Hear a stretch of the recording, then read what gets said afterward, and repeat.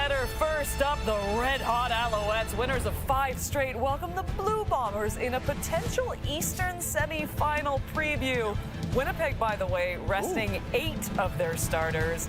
In Montreal, they're resting their top priority in Davis Alexander. But look at those fans. My goodness. Gotta love it in Winnipeg. And you know what? Kudos to Winnipeg. This is the first time they have sold out every single regular season game. Absolutely incredible. You know Enoch Mwamba. You know Milt Stegall. But welcome to the panel, Davaris Daniels. Here we are. Welcome. And so we know you're a 3-time Grey Cup champion. You know you're great on the field, and we're excited to have you here today. But Milt, I want to let you know that is a Grey Cup ring. See what that is? Do you want to see it? It's a little heavy. Hand it off to him. You went out like, I don't want to touch your ring. Oh, yeah, I got a replica in the back. That's so kind. That's so kind. And by the way, already the best dressed, I might add. I'll give it to him. Baby. Yeah. I'll give him to that one. Looking good. Okay, Davaris, I'm gonna start with you on this game here. So you got the Montreal Alouettes, you get the Winnipeg Blue Bombers. Look, we know all the starters that are being rested in this game. Obviously, a top priority is keeping everyone healthy. But what do you think these two teams are doing today in terms of analyzing one another? I think the most important thing is coming out of this game healthy, but I think the one thing that you want to see is your backup guys come in here and execute your game plan to the best that they can do. I think that what you learn in a game like this that doesn't mean anything is not so much. You don't really take too much from either team. They're not going to run the majority of their stuff. They're going to keep it very basic, but you do want to see McLeod Bethel-Thompson come out here and execute the offense and, along with Strevler, and just send a message into the playoffs of, what kind of game it's going to be. Yeah, absolutely. I totally agree with you. This game plan is going to be pretty vanilla on both sides, and I do agree with you, Davaris. I think McLeod Bethel-Thompson is one of the most important pieces right here for the Montreal Alouettes because Davis Alexander is a guy that plays with a lot of edge, and we saw him last week when, he got hurt a couple of times. He keeps fighting. We know that. We appreciate that, and we admire what he does. But, hey, a suitable backup, a guy that's been there and that's done that, is kind of key to be able to see that from McLeod. I can't believe you guys said this game means nothing. It means something. These Winnipeg fans, they're showing up, baby. Yeah, they are. And people are going to say, oh, you're just being biased. You're a Bomber. I speak 2 languages, English and facts, baby. And the facts are these Bomber fans are the best in the CFL. Wade Miller has created a great atmosphere there along with that staff. And these Bomber fans are the best. They are the best. They're better than Toronto. They're better than Montreal. They're better than Saskatchewan. They're better than Calgary, Edmonton, Cincinnati, Atlanta, everyone. Okay. Let's go.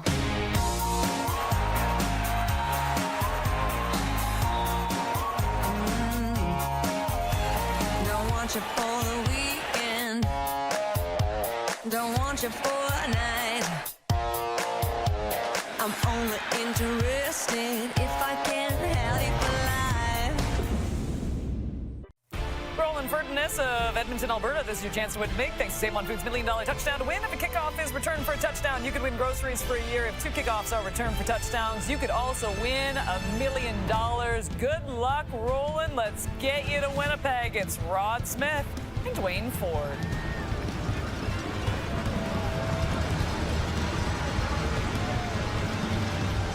On a beautiful day, Kate Burness here in southern Manitoba, we welcome you to Winnipeg. Not the last game in this city this year. Last regular season game of the Grey Cup, 3 weeks away. 2 teams heading to the playoffs who may just end up meeting next week in a game that matters even more on the road to getting back here, Dwayne.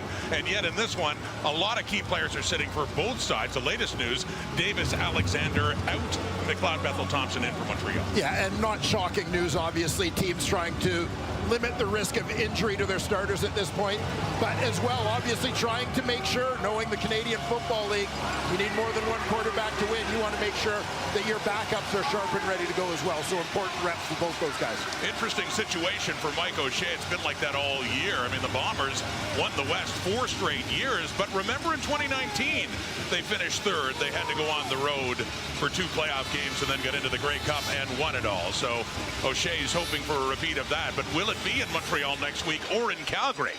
That is still to be determined. The Bombers have to win to have a chance of staying in the West. It's Peyton Logan on the return after Montreal won the toss and deferred. So it is Winnipeg football, and Chris Strevler with his 4th start of the season coming up here. Yeah, interesting year, certainly, for Chris Streveler as the starting quarterback in Winnipeg. Comes in with a 3-1 record, having thrown nearly twice as many interceptions as touchdowns. So finding ways to get it done has sort of been the specialty when it's been Strev under center. He started in the Bombers' first game back in week 2 against BC, got the win in that one. And here to mop up the end of the regular season, Zach Collaros getting some rest. And handing off to Matthew Peterson, who's getting the start at running back instead of Brady Oliveira. Yeah, and you'll notice a few changes along that offensive line as the game goes on. In the starting lineup, it's Micah Vanterpool in place of the veteran Stanley Bryant for this one. And you just saw Matthew Peterson, the rookie from the University of Alberta, replacing Brady Oliveira in this regular season finale. His best game in this rookie year was in week 2, the Bombers' first game, when he replaced Oliveira, went over 100 yards rushing. Picks it up there. It's low, but he takes off after that, and Tyrese Beverette takes him down, a key part of that Alouettes defense. Yeah, no question about that. As we take a look at that group, their nominee for most outstanding defensive player this season, Isaac Adeyemi-Berglund, also their top Canadian. Najee Murray, longest serving defender on this Alouettes team. A couple of interceptions for him last week in the win against Ottawa. Deontay Ruffin in at the boundary corner. It's been a great depth player for them. He's in for Lorenzo Burns this week. Chris Streveler in his 4th year out of South Dakota, at a number of years away in the NFL, coming back last year, handing off to Peterson, and not much there. Stuffed up Darnell Sankey, one of the defensive leaders of the Alouettes. He's there, and so too is Adeyemi-Berglund. And you know, Darnell Sankey, regardless of whether the game means anything in the standings or not to his team, is always going to perform with a certain level of intensity. Second meeting of the season between these two teams. They met back in Montreal in week 12, and the Bombers won that game. 2nd and 8 now. Streveler with time to throw, and no, misses his receiver. That is Alexander Hollins, or excuse me, Cam Eccles, number 15, who is making his Bomber debut, former Calgary Stampeder. And you get a look at Chris Streveler's view here. See Montreal keeping it pretty vanilla in terms of the defensive front on that one. 4-man rush, no twist to get things started in this ball game. Again, two teams considering the possibility that they may meet again in a playoff game in a week. Just beyond the outstretched fingers of Cam Eccles, who played 12 games with the Stampeders last year. So Sergio Castillo comes on. This will be a 48-yard try. He's 44 of 50 on the season. That one tucks it in inside the right upright. And just a few plays into this regular season finale, the Bombers are on the board. The Castillo field goal. And so it'll be over to Montreal, and McLeod Bethel-Thompson decided late this afternoon that he will get the start instead of Davis Alexander.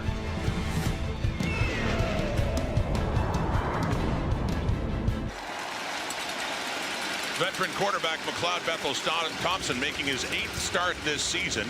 In for Davis Alexander, a 3-4 record, thrown for over 1,500 yards. Yeah, McLeod Bethel-Thompson has obviously proven to be a valuable pickup for Montreal, providing veteran depth at that quarterback position, with Davis Alexander having missed significant stretches this season.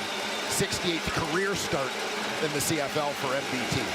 This is the first season in Montreal for Bethel-Thompson. Low snap in the first down, and he just tries to get rid of it and does to Stevie Scott while he was being sacked. So good job by Bethel-Thompson to turn that into something as Scott. But a great game last week in Ottawa, takes it in for a Montreal first down. And good poise here for Bethel-Thompson. As you can see, things kind of go wrong right from the get-go. He's got to dodge one. Jaden Woodby on his back. He's able to shuffle that off to Stevie Scott and somehow turn that mess into a first down for the Owls. Just across the Alouette 50, their first possession.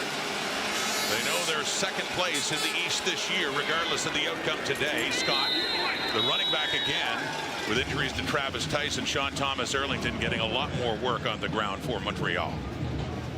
As we look at this group, Des Holmes in the lineup at right guard in place of Donnie Ventrelli.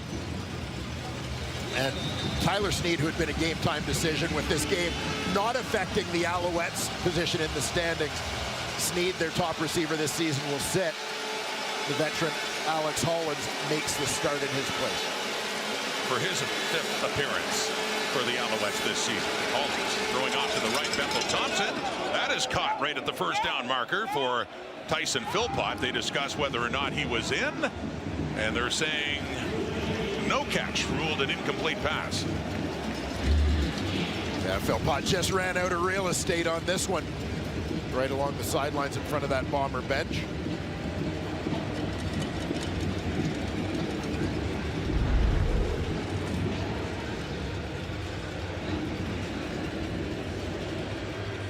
Jason Moss has got a new deal. Him and Danny Machocha, contract extensions. The job they've done in Montreal. Grey Cup champions 2 years ago. First in the East last year. Back in the playoffs this time around.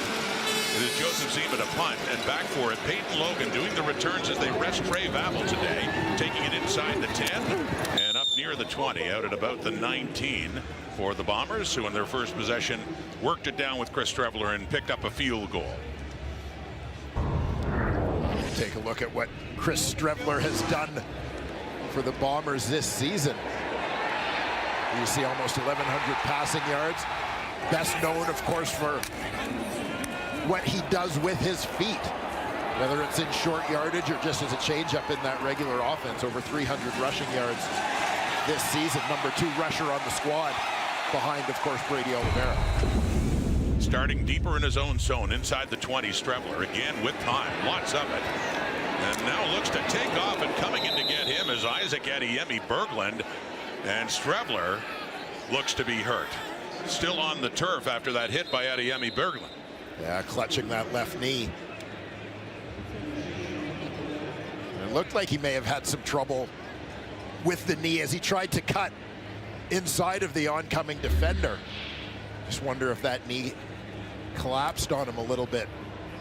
Gave out as he tries to duck back inside here. And you could see he was kind of hopping on one leg. He makes a hard plant here. Fake to the outside. You could see right away his feet stopped dead and he was grabbing that leg. And not looking good for Chris Streveler. Terry Wilson, number 3, warming up the head in this game as he needs help to get off the field. Back in Winnipeg, we have a quarterback change, an injury to Chris Streveler early in this game. In comes Terry Wilson, 40, who has only thrown 1 pass in the regular season. That was last year, none this year, but he did get into the quarterback, the Grey Cup, I should say, at quarterback for Winnipeg briefly in the second half last November. Yeah, well, so an opportunity, particularly if the Streveler injury proves to be something serious, and obviously it didn't look great as he was helped off the field. I mean, Streveler has a role in this offense, and so Terry Wilson could become a very important guy all of a sudden, so valuable playing time for him. Wilson gets a rep and shovel underneath, and it goes incomplete. First play from scrimmage for Wilson, and that ends up being a 2nd and 10 coming up. Yeah, looked like that. Keep an eye on the running back here, Matthew Peterson, as this appeared to be a shovel pass intended for him, but Lual Uguak, and it crashed things down off the edge, and the shovel was a little short, but Peterson would have been swallowed up immediately.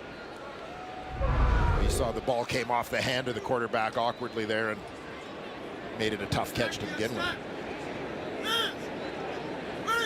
So Jamison Sheehan will have to punt it away from his 5.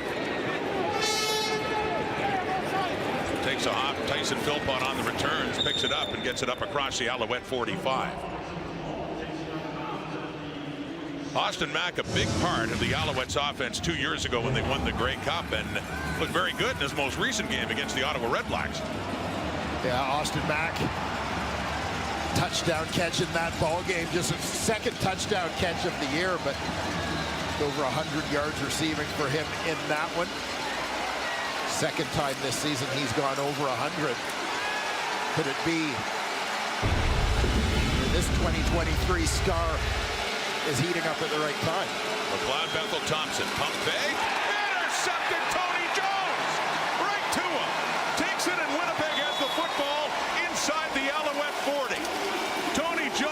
the Stars in the middle of that Bomber defense has his second interception of the season.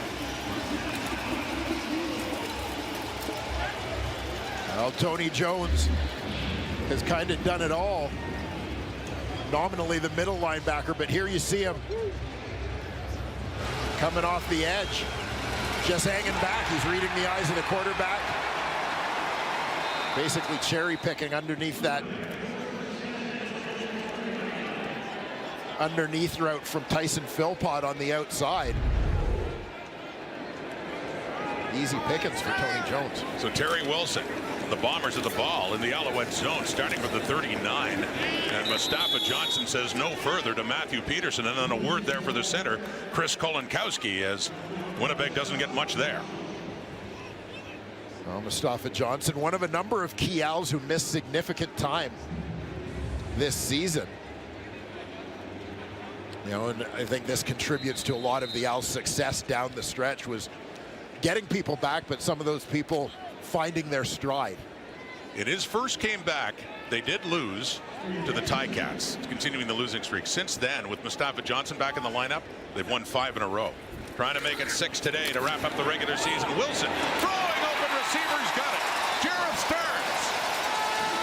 First completion for Terry Wilson, and a big first down for Winnipeg down around the Montreal 15. And Jarrett Stearns coming out of the slot just outside the hash mark. Pushes the defender deep. Bending it out to catch that one in front of Deontay Evans. And that's the kind of throw that'll give Terry Wilson a little bit of confidence. Again, came in having not thrown a pass yet. Game action in 2025. First and 10, deep in the zone. Throwing again, end zone down near it. It's caught. Another first down, just shy of the end zone. Back to Stearns again. First and goal coming up, Winnipeg. You see, Wilson makes a nice adjustment here to kind of pull up Isaac Adeyemi Berglund in his face. He knows he's got to change up his throwing motion, get that ball out in a hurry. Puts it in a place where Jarrett Stearns can go get it to set up this first and goal situation. So Wilson putting something together in this drive from the 3, first and goal. Soft toss into the end zone. It's intercepted by Marc-Antoine Dequoy, who chooses to run it out and gets it out to the Alouette 5. So we have back-to-back interceptions in this game early on. First Tony Jones to set up the Bombers, and then Dequoy to deny Winnipeg of any more points on the board.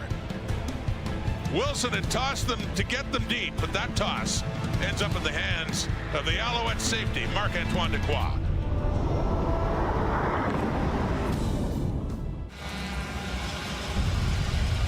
Marc-Antoine Dequoy, the man of the moment, starts off from his safety spot, but you're going to see him move out to play man coverage against the number 2 receiver in the slot. That's Jarrett Stearns. Stearns works deep towards the corner. Dequoy has his eyes in the backfield, sees that the throw is coming up short, and steps in front of it. I can't believe I'm saying in week 21, Marc-Antoine Dequoy's first interception of the season. So deep in their zone they start.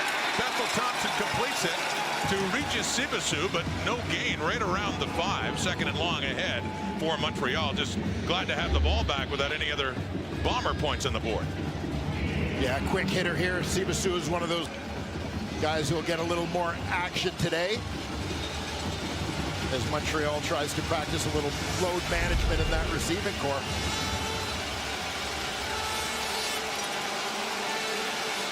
Sellout crowd at Princess Auto Stadium for the regular season finale.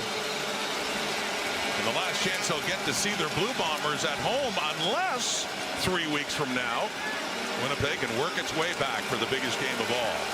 Grey Cup 112.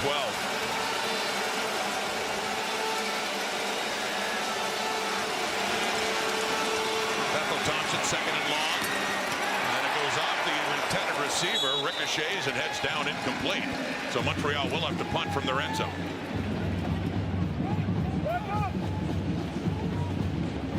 A little bit of heat on McLeod Bethel Thompson.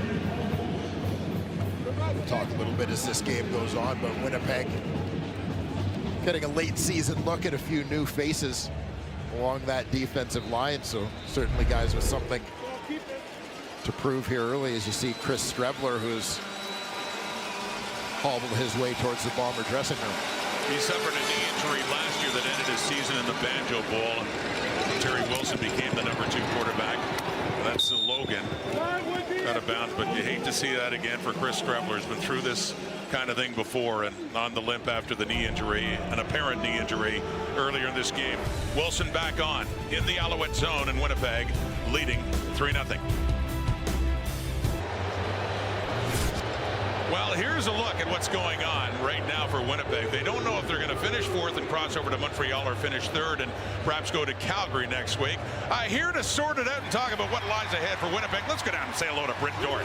Thanks so much, Rod. Yeah, no, maybe it's not that crazy to think the fact that Winnipeg's never been the crossover team, for the fact that they used to be in the East Division. However, there is the stat that no crossover team has ever gone on to win the Grey Cup. Mike O'Shea not faced by that stat. So it doesn't bother me whether we're going to Montreal or we're going to Calgary, because either way we know we're hitting the road next week to play that game. But what you will see is with these rosters today, obviously both teams not starting their quarterbacks. They're trying to have that roster management. You guys talked about resting their guys ahead of next week. But what O'Shea did tell us is that one of the reasons he isn't rostering his whole team that you're used to is because he doesn't want to show his cards. Because he said the fact is, in 7 days, we could end up playing the same team. So probably a very different looking game next week if these two meet. Strong possibility, Brett. Here's Winnipeg with the ball, and Wilson is sacked. He's buried hardly any time. And Sean Oakman coming in, taking him down back at the 50. And this is one of the things that stands out about the return of Mustafa Johnson, is Sean Oakman becomes one of your depth pieces, so to speak, on that defensive line. Big #2. Someone's got to get hands on him. 6th sack of the season for Oakman. And a pretty special depth piece to have on any D-line. The veteran who spent time previously with Toronto and Edmonton. Here's Wilson again, 2nd down, and long, and nearly intercepted again by Dequoy. It is amazing, you pointed out, that Marc-Antoine Dequoy, known for big plays and turnovers, just got his first pick of the season a few moments ago. He nearly had #2. And you wonder a little bit if the youngster Terry Wilson might be staring down his receivers a little bit. 2nd-year man, that head-to-head with the veteran safety in Dequoy. Tipping him off a little bit, as Dequoy nearly had his 2nd here in the 1st quarter. So it's Castillo again, and this time a longer attempt, much longer. 58 yards, and it just falls shy of the goal line, and bringing it out is Charleston Rambo. So the 2nd straight time for the Alouettes, they will start at their own 5-yard line. But again, no points on the board, no more points on for Winnipeg. And Sergio Castillo, a guy who has a long field goal this year of 63 yards. Very rare that you're going to see him come up short. Alouettes, by the way, without James Letcher for much of the season, almost seemed like they're trying to figure out their return game. It was Charleston Rambo returning that one. Tyson Philpott listed as the primary returner here today, but it'll be interesting to see what they do when it comes time to lay out that playoff roster. And as for Castillo, he was 6 for 9, 50 plus. Now it's 6 for 10 after that miss. So again, deep in their zone, it's Stevie Scott, the ball carrier, picks up a couple of yards for the Alouettes. Well, and, you know, one of the things that I think is so important to mention is it seems like a lot of the focus becomes on these teams not necessarily playing starters in the final week of the season for various reasons, but you know, it's not like the guys that they're putting out there are a bunch of guys they just picked out of a pumpkin patch, right? Like you're talking about guys who have veteran players or guys who have been on practice rosters all year, whether they're looking to try and prove something or fight their way onto the playoff roster even. Bethel Thompson throwing, and Austin Mack catching, and a 1st down. Alouettes buy themselves some space with the veteran Mack, as mentioned, a big part of the run to the Grey Cup in 2023. Yeah, Yeah, Austin Mack working from the slot here, sort of coming from depth.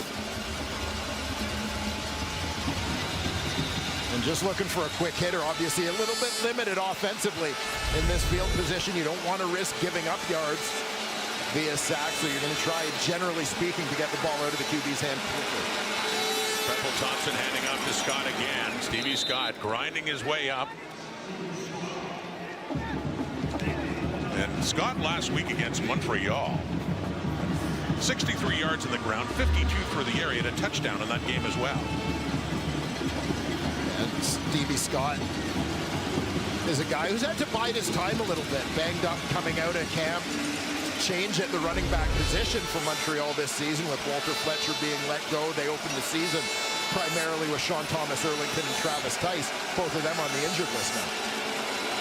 Back to Scott, finds more room. Kyrie Wilson in on the tackle. Evan Holm is there as well, but they're working it on the ground, something the Alouettes would like to do more of as they head into the playoffs, get that running game going. Yeah, and I think it's a case where, you know, I mean, Montreal is going to be more of a pass-first team, perhaps, than some others in the Canadian Football League. But as you alluded to, you never know at this time of year. The weather may dictate that you have to rely on that power ground game. And Stevie Scott is a guy who gives you an opportunity to do that. Pass first quarter under 2 minutes in. And that is caught again by Mack. So another catch for Austin Mack up around the 35. How about that Winnipeg defense? Yeah, introduce you to a few new faces. Matthew Jaworski, one of 3 defensive ends making their CFL debut today for the Bombers, as James Vaughters and Willie Jefferson getting the day off. Jaden Woodby, we've talked about him a little bit down the stretch, a mid-season addition who has been impactful on defense. He's in for Reddick Ramsey. And congrats to Evan Holm, veteran halfback playing on that field side, who is the Bombers nominee for most outstanding defensive player this season. 2nd and 5 here. Bethel Thompson throws, caught. Philpott has it up across the 40, and that's another Alouette first down. Tyson Philpott coming in with 738 yards receiving this season. And once again, quick hitter as the Alouettes move their way out of their own end here.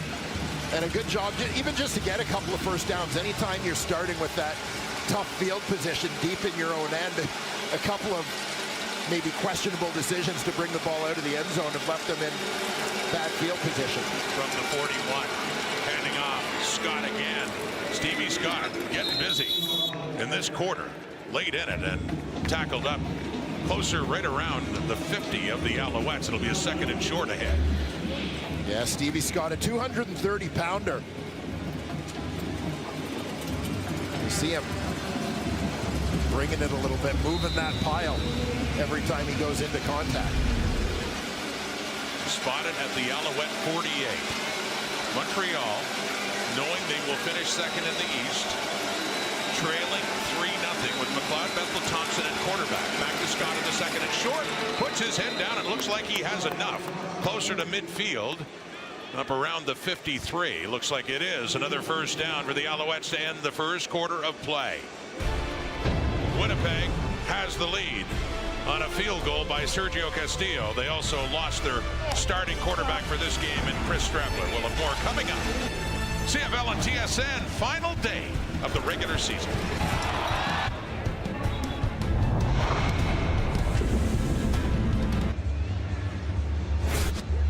One quarter into a game that really doesn't have that much bearing in the standings. The Bombers already knew they're going in the playoffs on the road, so a lot of key players were rested, Dwayne, to keep them healthy for the big game. But still, a key injury for Winnipeg is Chris Strebler. Looks like he has suffered really a bad knee injury. It's hard to say at this point, but out for this game. Yeah, and Chris Strebler, obviously the number 2 quarterback for Winnipeg. Zach Collaros not playing today. But a guy for whom the Bombers, they build packages within their offense around the skill set of Chris Strebler. So you actually lose a chunkier offense. I'm sure some of those things they'll probably try to run a little bit with Terry Wilson, but not the same guy, right? Like Chris Streveler is a big, strong power runner that gives you another option in that regard sometimes in the backfield with Brady Oliveira. Bombers had to adjust in the second half of the season last year heading into the Grey Cup with Terry Wilson as the backup because of a knee injury to Streveler. Bethel Thompson. Alouettes have something going. First catch of the afternoon. Cole Speaker, and it's another Montreal first down. They started deep in their zone. They've worked it down to the Winnipeg 32. Cole Speaker right on the left edge of your screen. Kind of uncovered. It looked like Dietrich Nichols trying to work from outside leverage, trying to fight his way back in to make a play on the ball. A nice chunk play there for the always steady Cole Speaker. Veteran backup McLeod Bethel Thompson getting the start in this one. Play action pass. And under pressure, he still manages to get the pass off to Tyson Philpott, who certainly has fond memories of playing against Winnipeg, including this stadium, the season opener, Dwayne, a year ago. He had a couple of touchdowns. That was the Grey Cup rematch when he scored the winning touchdown in 23. And here you see Tyson Philpott, far right side of your screen. Split out wide, so within this formation, Montreal's given Philpott lots of room to get open, basically giving him half the field to go to work against coverage. You see McLeod Bethel Thompson taking a little bit of a shot as he delivers that completion. Good drive, Montreal down to the Winnipeg 20. Back to Stevie Scott. As to work his way through, that's Dietrich Nichols and Jaden Woodby. And on the tackle, getting some help from one of the newcomers, Kydran Jenkins, his first year out of Purdue. Yeah, Jenkins, as mentioned, one of 3 rookie defensive ends. Getting a little bit of a look today. Along with Matthew Jaworski and Kamari Mounier-Bailey. So yeah, you talked about a lot of change up front for the Bombers defensively in this game. I expect to see it. A lot of Cam Lawson as well, maybe more snaps than usual. Regularly a rotation guy. 3-man front, Bethel Thompson. And pursuing and getting rid of it and heading towards the end zone. Jamal Parker, excuse me. An incomplete third down field goal try coming up. Yes, seen a few snaps defensively here in the early going as well for Jalen Smith, the rookie second-round pick for the Bombers. Jose Maltos Diaz, Dwayne, tied with Damon Duval in field goals for a season at 55 for the franchise record. So if he makes this, he stands alone, looking for his 56th and an Alouette team record. And it'll be put down just inside the left hash by Joseph Zima from the 25. Jose Maltos Diaz, and stands alone in the Alouettes record book as this game is tied at 3. Took over the kicking duties in Montreal last year. Having a great year. And just tied the score here in Winnipeg.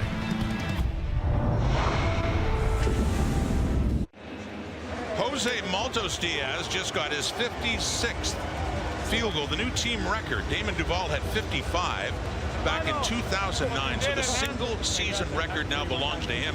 And by the way, he's also in pursuit of Justin Medlock, who had 60. That's for the CFL record.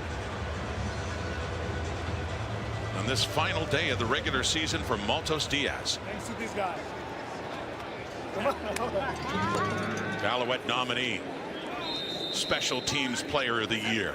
Tie ball game. Terry Wilson at quarterback for Winnipeg. Matthew Peterson is the running back as they give Brady Oliveira a break in the season finale, and good pickup there by Peterson.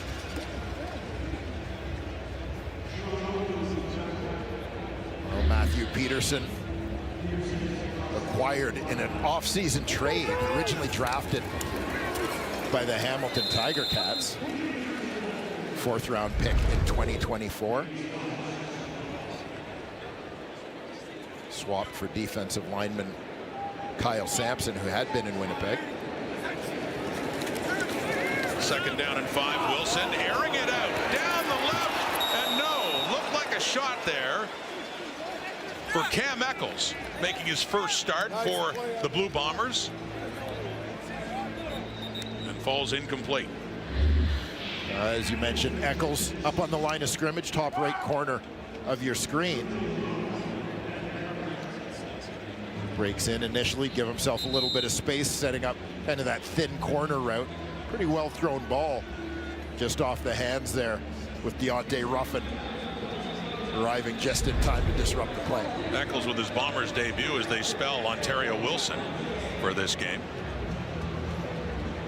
Yeah, Eccles 31 catches for Calgary last season, over 300 yards.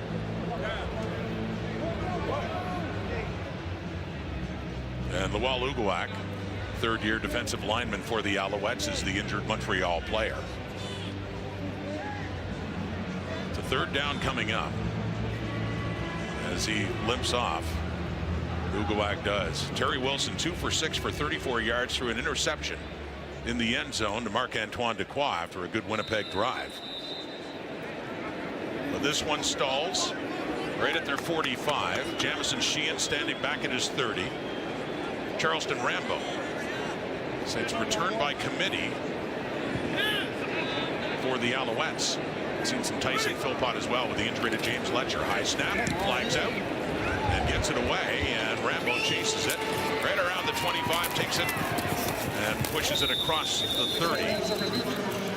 We'll see what this flag is all about. Just came out with the snap of the ball.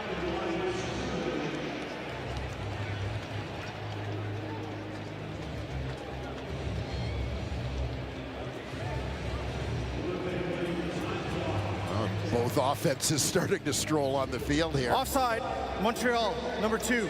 It's 5-yard penalty, first down Winnipeg. And it was third and just a little bit less than 5. So yeah, that's a big offside to keep the Bombers offense on the field, and the Alouette defense has to return.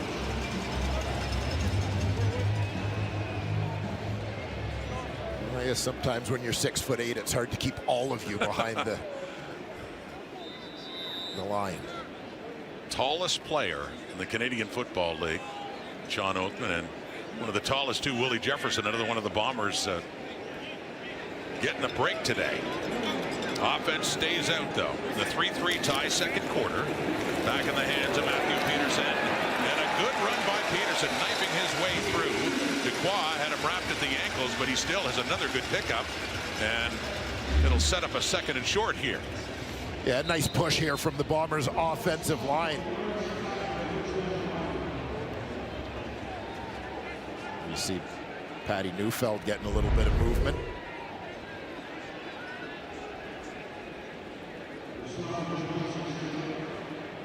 Well, for the second time in just a couple of moments here, another injury to a defensive lineman for the Alouettes. First Lawal Uguak, and now Mustafa Johnson has taken a knee. And Johnson sort of went down heavily. He was in that pileup with Pat Neufeld on the play. Johnson suffered a knee injury last year that ended his season and also kept him out of a good chunk of this season. He did not return until week 14. Still down and getting attention. We'll take a break. Be back here at Princess Auto Stadium. I haven't watched a lot of this show, but I remember seeing Enoch Mwamba. Enoch Mwamba was on this show. Yeah, he's a traitor. He'll have a chance to address that with the panel at halftime. 10:41 to go and counting. And a first down there for the Winnipeg Blue Bombers, making some substitutions again. It's 3-3 tie. And yeah, still something at stake in terms of playoff positioning for Winnipeg, although it's still a road playoff game. They either go to Calgary or, even more likely, they go and face the Alouettes again in Montreal. Mike O'Shea very mindful of that in terms of how the cards are played today. Could be a trip to McGill University, Molson Stadium next week in the crossover game. Swinging it out. Carrick Whitfall has his first catch of the afternoon. And a good pickup, too, as he works it down close to the Alouette 35. Extracurriculars after the fact. Flags come out. Looks to be going against the Alouettes. And here you'll see Carrick Wheatfall. Unnecessary roughness, Montreal, number 24. 15 yards from the end of the play, first down Winnipeg.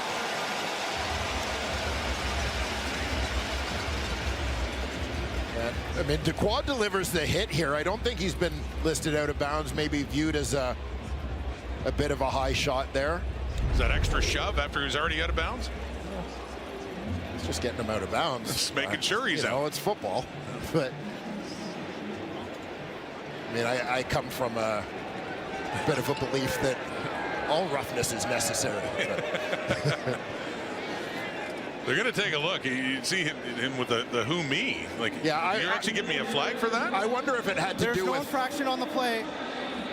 The Winnipeg ball player was still in bounds. It'll be first down Winnipeg still. There you go. Now we'll get another look. Dequoy in pursuit to the sideline. And Wheatfall is going to spin back inside here. Still in bounds as Dequoy helps him out of bounds. Dwayne Ford settling down now after what he thought was a little bit of injustice there on the it's all good now. Necessary roughness by Marc-Antoine Week 21, Rod, but I'm bringing the playoff intensity today. You always do. Here we go. On the first down play, and that one is going nowhere for Peterson. Josh Archibald, product of McGill, started his career with the BC Lions and back in Montreal this year. Gain of only a yard, 2nd and 9. Yeah, and Archibald, a valuable free agent acquisition for Montreal this season, finding his way home, but a team that frequently plays Isaac Adeyemi-Berglund and Lawal Uguak as defensive ends, Canadians at those spots. Archibald is a guy who brings some depth as well as making a contribution on special teams. 2nd and long. Wilson to throw. Has the time. He finds Cam Eccles. Right with him is Deontay Ruffin. And looks like he gets enough. Does he get enough for the first down? It's very, very close. Spotted the ball around the 26. The 3rd and inches coming up here. Yeah, Bombers maximizing the protection for Terry Wilson there, as this one's going to take a little bit of time to develop with Eccles on the underneath cross.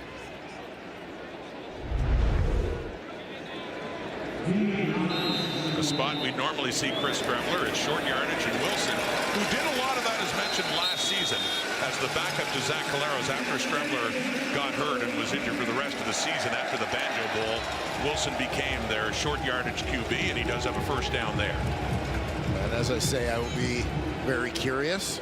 Look at that little devil. You know, to see what the Bombers do to sort of make up, I guess, for the Strevler contributions in terms of their packaging offensively. You see both Zach Collaros and Nick Dembski, a couple of key offensive performers in their street clothes today. If the Bombers don't win this game, then it is sealed, regardless of what happens later today with BC and Saskatchewan. They get 4th, they cross over. Wilson is down. It's Dequoy coming in, and a huge loss for Winnipeg on that tackle of Wilson, pushing them back outside the Montreal 35. And we talk all the time about how much Noel Thorpe likes to move players around. We've seen him basically move from his safety spot to line up as a halfback, playing man coverage. Here he is up on the line, showing blitz all the way. Dequoy already with an interception, adding a sack to his stats line. That's his 3rd sack of the season. Marc-Antoine Dequoy. 2nd and 22. Little shovel inside, and it's read perfectly. Archibald is there again. Seeing it tossed to Peterson. Only picks up maybe a yard or 2. So special teams time, and Sergio Castillo's coming on for his 3rd field goal try of the afternoon. Yeah, watch from the right side of your screen. Archibald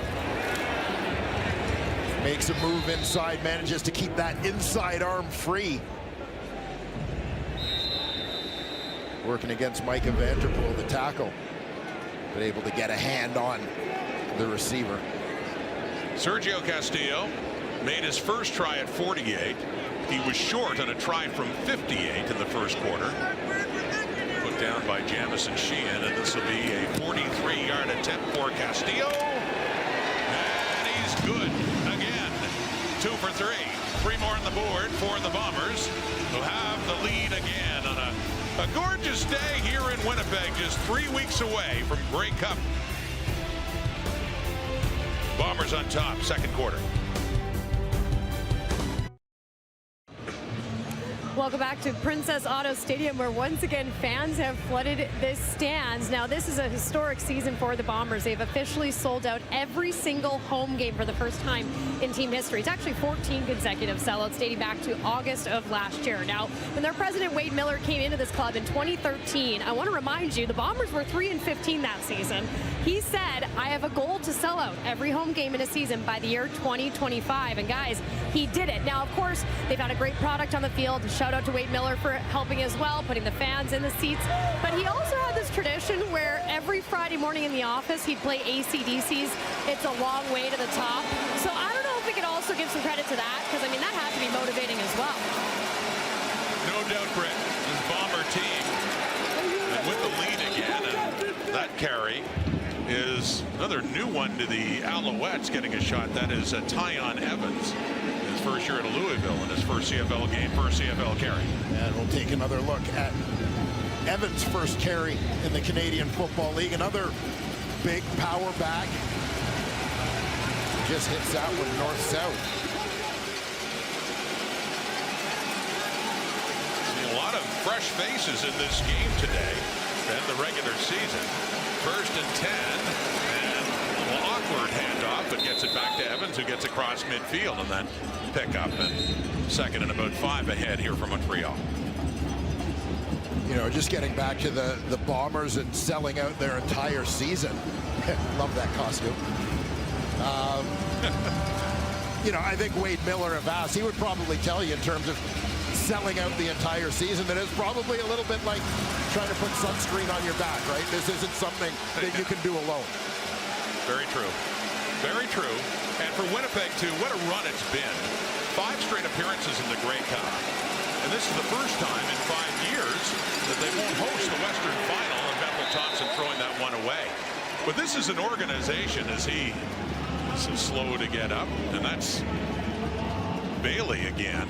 Mounier Bailey, Kamari Mounier Bailey out of Weber State involved in the play. But for this nation, they had a long drought.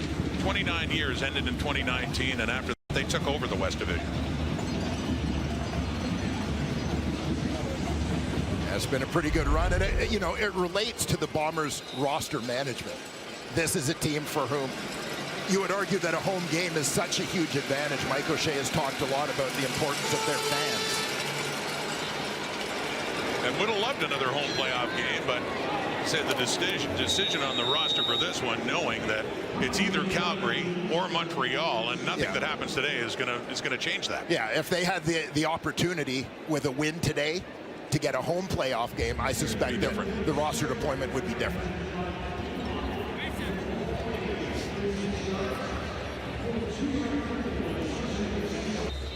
And by the way, for Winnipeg to have to go on the road and win a couple of playoff games and then win the Grey Cup, it's been done with O'Shea. That was the start of the run back in 2019 where they had to go on the road. Yeah, no, absolutely. It is. These are not uncharted waters for the Bombers. His first time in a while, though. Oh, nearly picked off for a touchdown by Kabion Ento. He stepped in front of Joey Corcoran and had nothing but daylight ahead, and he knows it. Yeah, he was in full stride towards that Bomber end zone. I'm sure his eyes were as big as saucers here.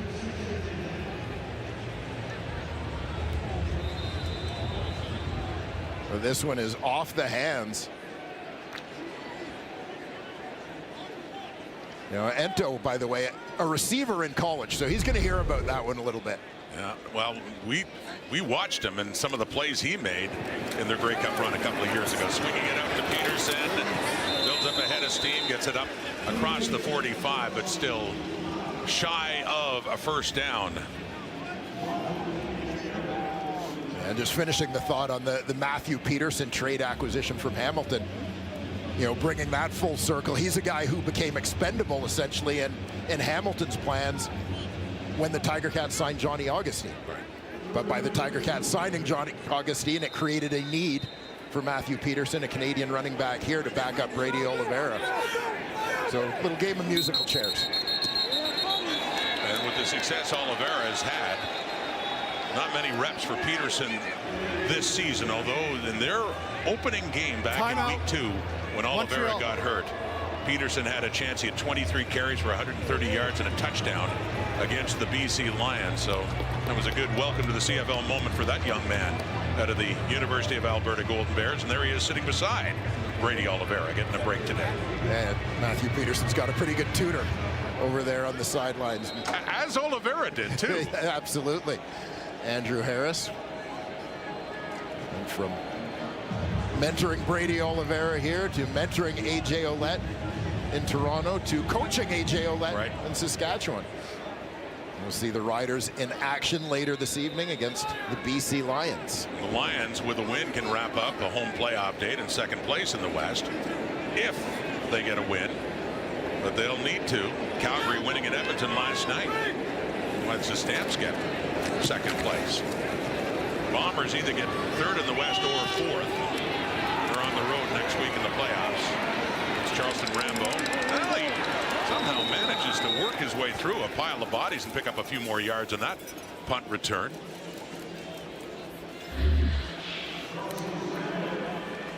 Charleston Rambo doing whatever he could to pick up yardage here. Nice job getting out to the sidelines to get to that one and actually get a return on this play.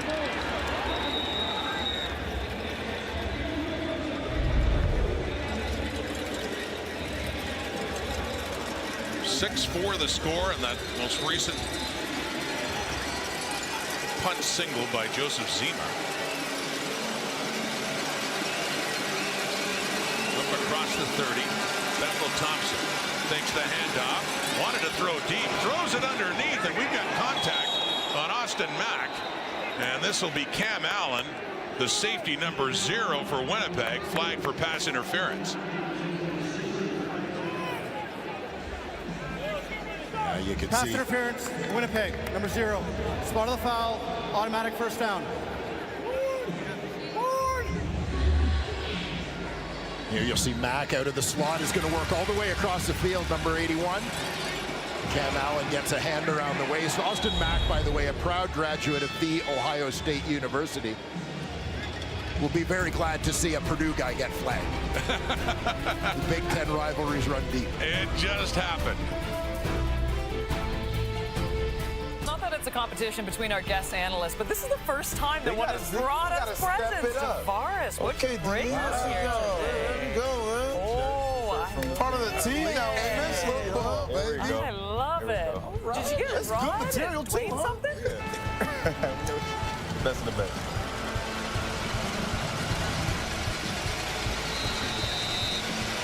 Welcome to the studio panel, Tavares Daniels.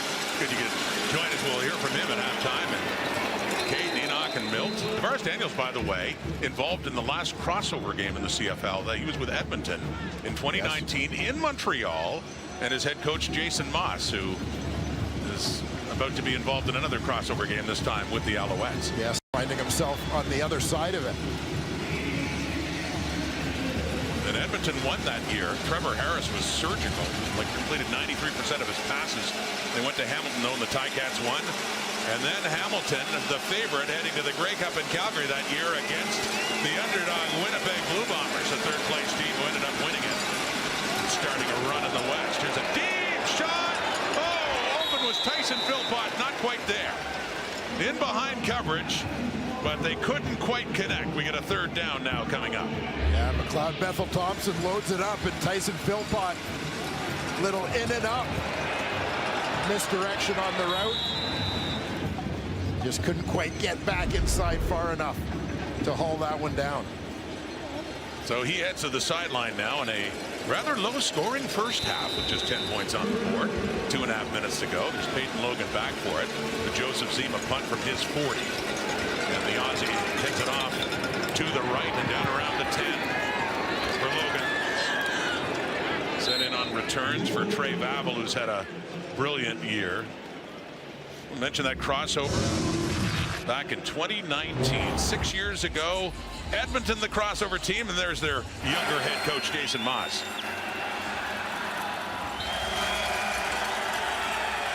Edmonton getting it done on that day. And you see Trevor Harris, Calvin McCarty in the end zone. I said Trevor's day, 36 of 39. It's remarkable. You were at that game back then in Montreal, and Davis Alexander is reduced to watching on this day as Jason Maas doesn't want anything happening with him with a big playoff game. Next week the playoffs begin. Alexander, dressed for this, had been listed as the starting quarterback, Dwayne, and then they decided no, put Bethel Thompson in the start in this one. Yeah, and you know the feeling, I think regardless of whether Montreal had a chance to finish in first place or not, like regardless of who you put in your lineup, you're trying to win the football game. But you're trying to manage other things at this time of year. And I think that even if Alexander had played, he probably wasn't going to play more than a quarter, quite honestly. So faking the handoff and dumping it off to Eccles, and good defensive play. Coming in as Robert Kennedy on that tackle. But this was last couple of weeks, really, but last week against Ottawa. And this is the concern you have with the health of your #1 quarterback. Yeah, that was the first Ottawa game, got his lid popped off. And then last week got hit early in the game in Ottawa. The arm, and of course, he has been nursing the hamstring injury too, and has said he's not 100% there. That's what caused him to miss a good chunk of the season.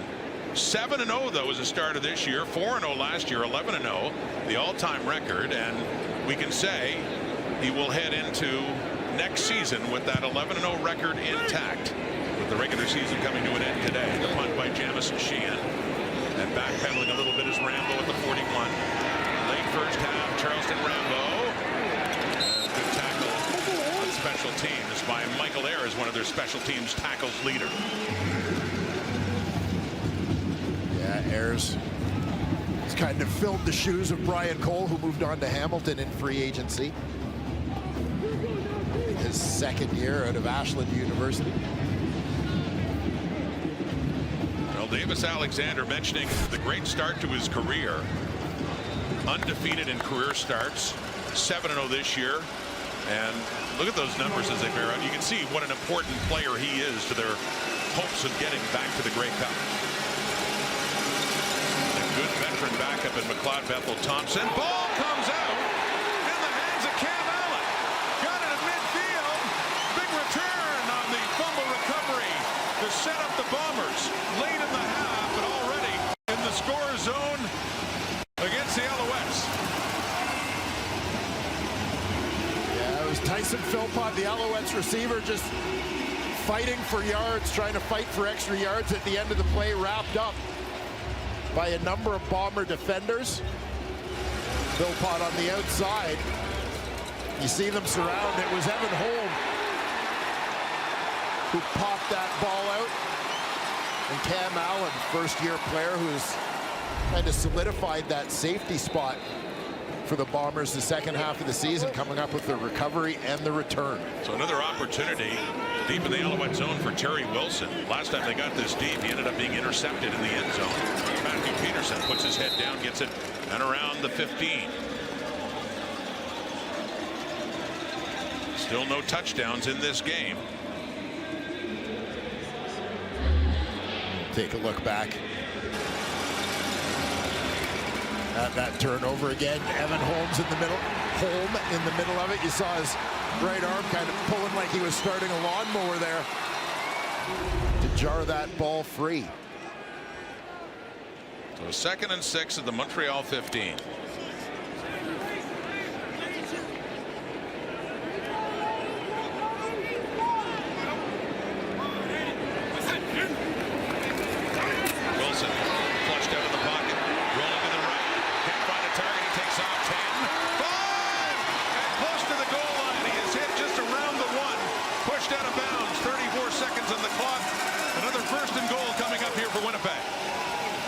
Good decision making there from Terry Wilson. He sees an opportunity to go as the Alouettes, when he gets in this sort of run pass option situation, Alouettes are hanging back in coverage, giving him a little bit of real estate. He takes what he's given, you know, and probably to the relief of his head coach, plays it smart and gets out of bounds without taking a heavy shot. Again, with Chris Strebler already out of the lineup, and that looking like something that could last a little longer. Wilson becomes very important. Keeps it. First and goal. Trying to break the play. Pick up the game's first touchdown. No signal yet. Got down very close to the goal line. You got a second and goal coming up.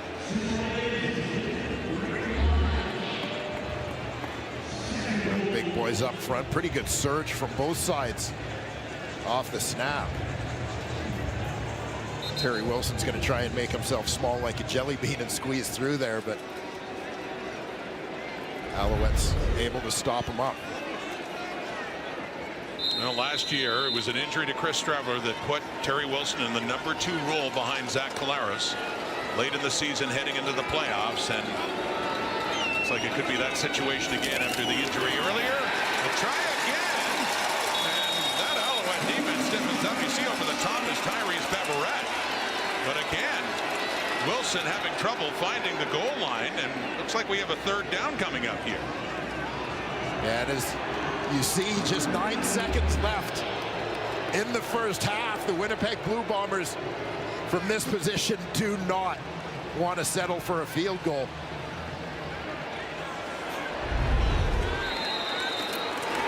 Trying again. Third down. Touchdown.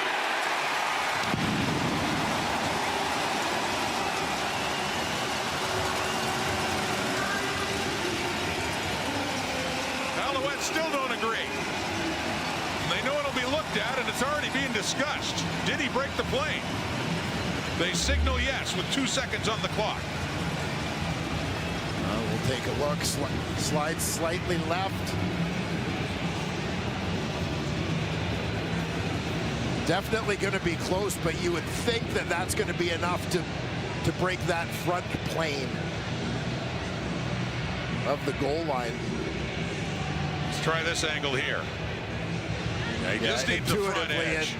When you can't see the ball, but you can see where his helmet is, and you can see how he was carrying the ball. I think it's likely that he's in, and given that that's the call on the field, right, you know, as much as there may not be evidence. Ruling on the field is a touchdown. And it would be incumbent on review to have proof that it's not a touchdown for it to be overturned. Yeah, and this is the thing. As much as there may not have been video evidence that he was in, what they needed in that instance based on the call of the field was video evidence that he was not in to change the call. Terry Wilson has had short yardage touchdowns before, but getting more playing time now after the injury to Chris Streveler, and number 2 on the depth now behind Zach Collaros. See how Streveler is with the playoff game on the road coming up next week.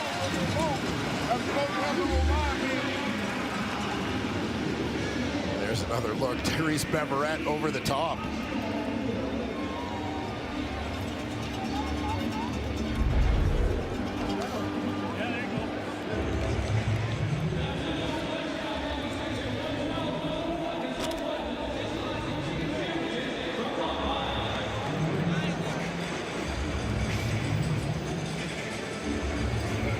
In fairness, Wilson came into this game with 15 carries on the season, you know, primarily short yardage type situations, as Zach Collaros missed some time during the season.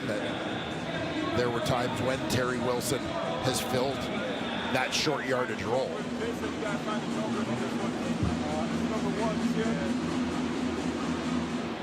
So 13-4 with that first touchdown of the game, Winnipeg. Halftime approaches. Be heading back to Kate in the panel with another game coming up, and it has a big impact on where BC is, or where Winnipeg's going as well. Well, if the Bombers win the game, if the Bombers lose this game, then they're going to Montreal next week. That's done. But if they do win, it depends on what BC does in Saskatchewan.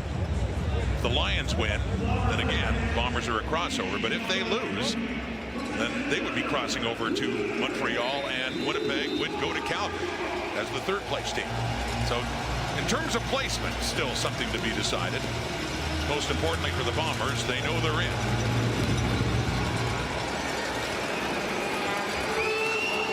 The final play of the first half. Charleston Rambo on the return. Down he goes. So we finally do get a touchdown in this game. very, very late in the first half as Jason Moss's Alouettes secure in second in the East, knowing there's nowhere to go as they get ready to host a playoff game next week. Trail in this game by 9.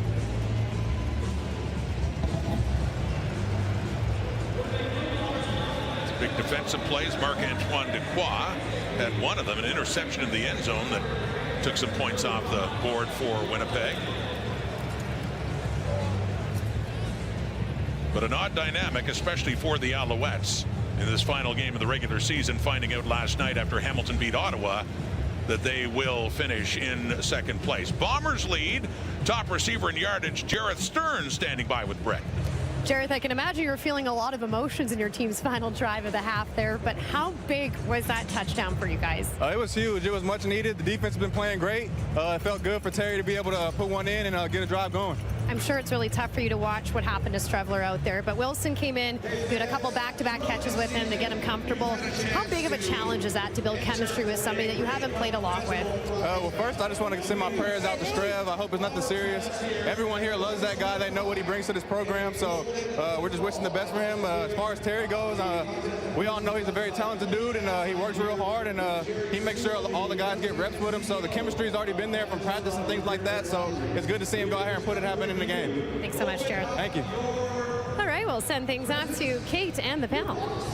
And Brent, that panel today is Milt Stegall, DeVaris Daniels, and one Enoch Mwamba as Winnipeg Blue Bombers in front of a once again sold-out crowd are leading the way right now. But the biggest story, as Britt just mentioned too, it is the injury to Chris Strevler. Look, you never love to see this. It's a non-contact injury. He's being helped off the field. The training staff took him out too. He's not putting any weight whatsoever on that leg. And I think the most important part too, other than the fact that, he comes out with an injury like this and, he's getting near the end of his career, is the fact that they have him in a ton of these packages when it comes to the Winnipeg Blue Bombers. Yes. And we just witnessed it at the end of that half, that it took them to 3rd and goal to punch that ball into the end zone. And they're going to need a guy like that to do those certain jobs, Milt. Without a doubt. Chris Strevler is not the best backup quarterback in the CFL, but he's the most important backup quarterback in the CFL because of what the Winnipeg Blue Bombers do on offense. When they get in the red zone, when they get in those tight situations and short yardage, who do they go to?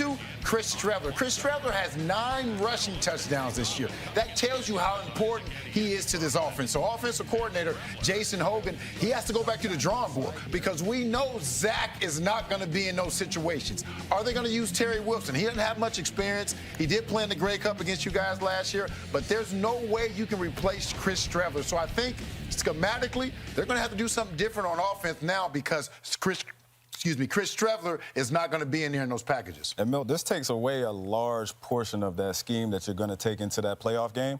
So I think, for the players on that field, they have to find a way to rally around this injury, play for their brother, go out there and try to just do what you can for him. That's the only way I see them really having a chance in the playoff game. And, we'll see what happens. This is a large situation for them. It's a huge loss. And to your point, Miller, I thought you were about to say that he is not the best starting quarterback. And we saw he kind of struggled as a starter. But you're right. His value as a backup is immense, especially to this team, because he has a playbook, a bunch of package plays that are tailored to his skill set. And his skill set are very unique. And so you're losing all of that, and you have to bring in now Terry. Terry to come in right now, and he has to now fill in and play for him. This is turning out actually to be a really extremely valuable play now, play time for Terry as he comes in. He is going to have to grow up really quick in front of all of us because the play time that he's getting today is going to help him as they get into the playoffs. More opportunities for Brady Oliveira. When they get in that red zone now, you got to use Brady Oliveira more. Agreed. You got to give him the ball. You got to give him an opportunity. He's been saying he wants more of those opportunities. So Jason Hogan, offensive coordinator, has to give him more opportunity because, as we mentioned, it's not going to be Zach. And you know what, yesterday we were talking about it. Was it a smart decision for the Winnipeg Blue Bombers to sit all their guys the way they're doing today? And yesterday we were talking about the mindset of a champion. Is it right? I kind of think Mike O'Shea is now right. This is crucial because listen, this might be the last time this team is together. And as veteran as a team as they are and as older as they get, you know how it is, the older you get, they have to re-engineer their own version of a bye week, and this is exactly what he's doing right now. As an older guy, do you even want to play this late in the season right now? If you can find a way to get a week off, you got to be able to find it, and Mike O'Shea just did that with this week. I think the best thing that can happen right now is what's happening with Terry.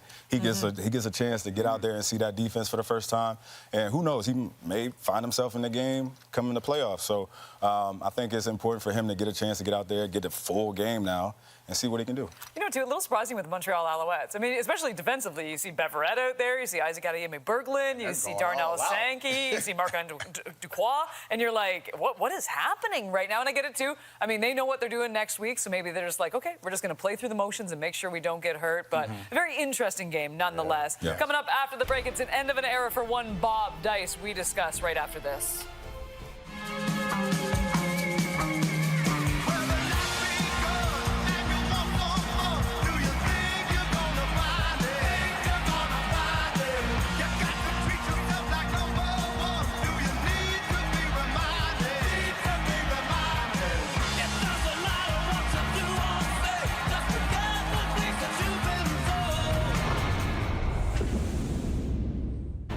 Well, big changes coming in Ottawa. The Red Blacks announced today that they have relieved head coach Bob Dice of his duties. Ottawa made the playoffs only twice during Dice's tenure as head coach, which lasted 4 seasons. Under the final year under Dice was one to forget, ending on a 6-game losing skid and finishing with a last-place record of 4-14. I do know Bob has been in the business long enough and knows what we sign up for, just like I do. And, you know, all of us aren't happy with where we're at. It's not acceptable. If you're not ashamed to be 4-14 right now, there's a problem with you. And I'm really, like, it's hard for me to shake hands with the fans right now and look them in the eye because they give us their money. They come here, they come watch us play, and we give them poor performances like that. So very frustrating, very disappointing. And yeah, I can't lie on that. You know, sticking with the fans, too, I think it has to be super disappointing because last year was so good with this team at home in Ottawa. They were 7-1-1. And my goodness, that was a franchise best. And then they missed the playoffs, obviously, this year. When Bob came in back in 2022, that was his interim year, but 3 years as a full-time head coach. And he went from that 4-14 record, I mean, to that great season and then back to basically square one once again. We've been talking about this, too. Around the league, we love the continuity when it comes to seeing your GM and also your head coach. Right now, we see it in Edmonton. We see it in Saskatchewan. We see it in Montreal as well. And we saw Sean Burke there, too. But now, I mean, he's now a little bit on the hot seat, too. Probably just a year to figure this out. But, Tavares, you've been in this situation, too, where you've been on, you know, teams that have been on the wrong end of things. It's never a great situation. But what's important right now as a team, in your opinion? I think, like you mentioned, I was in a situation in Edmonton, and our record wasn't that great. You know, we made the playoffs, but this is a totally different situation. This is the second year that they didn't make the playoffs after they shown to look like they were going to turn the corner and be a better team. But now I think that, you know, it's all on the players to kind of rebuild that culture. We don't know what the future holds as far as who they're going to bring in to replace Bob Dice. But I think that, you know, for the player standpoint, it's important to come together in a moment like this and try to figure out what our culture is going to be going forward. And, you know, whoever comes in, they just have to, you know, ride along and get us into a new spot. Yeah, and you talk about those pieces. Our former teammate, the party starter is one of those pieces that they're going to have to build around on defense. You look on offense, Eugene Lewis. There's a few pieces there, but ultimately when you look at this season and the Ottawa Red Blacks, Drew Brown needs to be healthy. And it's tough for a team like this that was already in transition to deal with a quarterback that's been hurt in and out of the lineup. It's tough for a coach as well to coach a team that never really had that momentum, never really built that momentum. In a team that is transitioning the way that they were, that's one of the first things that you want to see. You want to see, hey, what can we build off of? What kind of consistency can we have? And Drew Brown not being there, we know what he can do, but in and out of the lineup like that is really difficult. To your point, Tavares, building that culture is definitely difficult. Yeah. It's a tough business. Coaching is a tough occupation because for the most part, you don't control your own destiny. Regardless of how your X's and O's or whatever, how smart you may be, if the pieces on the field aren't working out or if a quarterback gets injured, as you mentioned, Drew Brown, you could get fired, and that's been the case, unfortunately, for Bobby Dice, who is a good friend of mine. So you never want to see anybody get fired, especially somebody who you know well. But in this business, if you're not getting more wins, a lot more wins and losses is going to happen. So Bobby Dice will bounce back. He'll get another job, and shucks, he's going to get paid next year for doing nothing. Yeah, he's all right. He'll be fine. Not a bad way, but... You know what, too? We don't like to play favorites, but it would be really nice to see Bobby Dice land in a coordinator job, I think, moving forward. But right now, you're right. He's getting paid for a year. He'll be all right. He'll be just fine. Meanwhile, from a team that isn't making to the postseason to two teams that are looking ahead to the playoffs, and our later game today, it will be the Saskatchewan Roughriders and the BC Lions. And look, depending on what happens in this game that we're currently watching, I mean, there might be a little bit on the line. What are you looking for in this one, Enoch? I'm looking to see what kind of team is going to come out, especially the BC Lions. We know what the Saskatchewan Roughriders, they know their fate already, but the BC Lions still have a lot to prove, and they still want to show that, hey, we do belong here. We know what this team has been about the beginning of the season, the middle of the season, and ultimately the end of the season, how they turn things around. And that offense really feeds off for that defense as well. When they can score points with Nathan Rourke, and he does what he does, and he's super elusive with these defensive ends, and James Butler adds to that offense as well, it is difficult to guard him because Mathieu Betts, when they put up points on the board, Mathieu Betts, it's hard to stop him. I think, you know, I'm looking at the BC Lions as well. I think that I've seen them in this position before. Now I want to see them take that next step and turn that corner and turn into a Grey Cup team. They're the hottest team in football right now in CFL, and I want to see them turn the corner. Saskatchewan Roughriders, their main guys are going to start. How long will they play? What type of game plan will they have with T-Money, Trevor Harris? What type of game plan? So that's what I'm looking at, the Saskatchewan Roughriders, and see how long those starters play. It's amazing to think we're at the end of the season. I mean, week 21, it just seems like it went by so fast. It went so fast, but what a way to end it in the Heartland today. As we said, it is a doubleheader, and we have a pregame as well. So look, 6:30 Eastern, 3:30 Pacific. We will see you over on TSN. It is the BC Lions and the Saskatchewan Roughriders wrapping up the CFL regular season. But first, we have to wrap up a game in Winnipeg. It's Enoch's new favorite quarterback, Terry Wilson, just lighting it up in the peg. 9-point lead for the Bombers. Lighting it up in the peg. All right.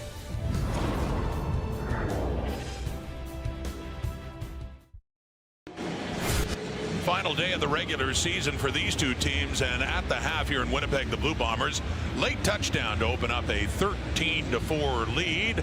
Here's Austin Mack of the Alouettes now standing by with Brett. Austin, how can this team generate some more offense here in the second half?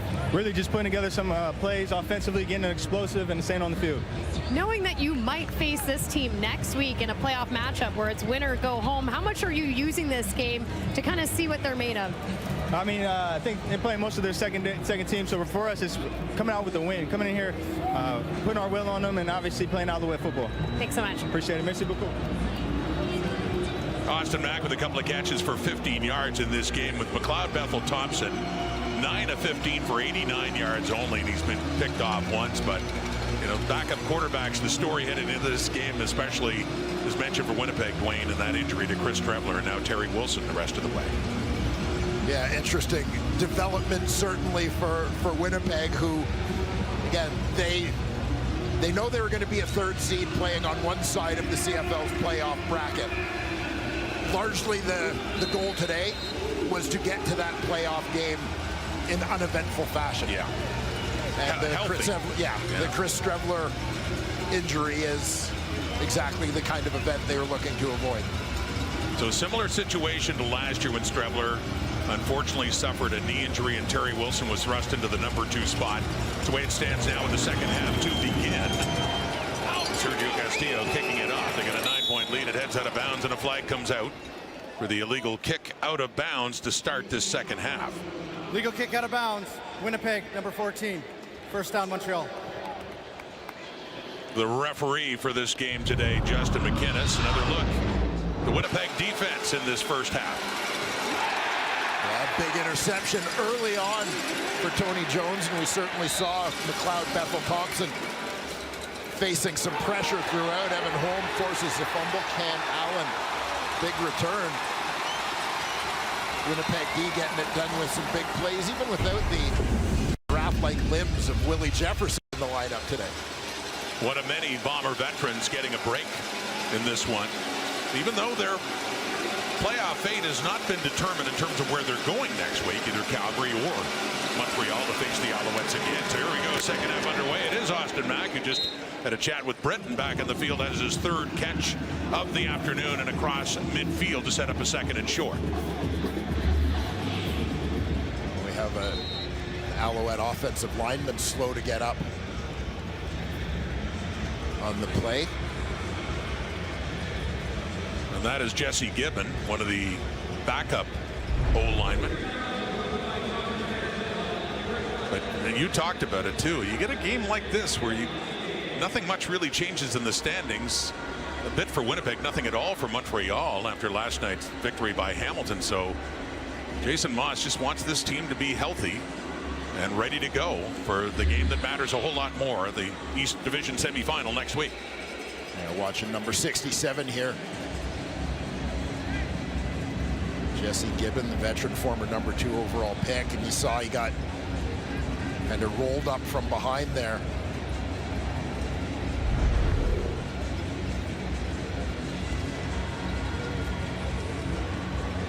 Jason Maas has got a new contract extension, he along with the general manager Danny Machocha, for the work they've done in Montreal. Maas in his first year.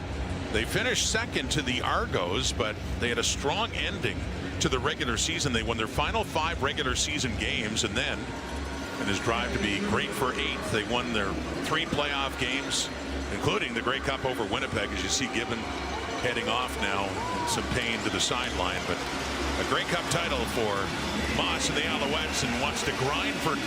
And by the way, if they can win today and then have to go back to do so, that would be 6 straight wins to end the regular season, and the goal being to win 9 straight, including the Grey Cup. But down here, though, to Winnipeg, 13-4. Opening possession, second half, and that's in the hands of Tyon Evans in his first CFL game, getting a chance to go to work at running back. Saw some Stevie Scott earlier, so another carry for Evans there, and a first down.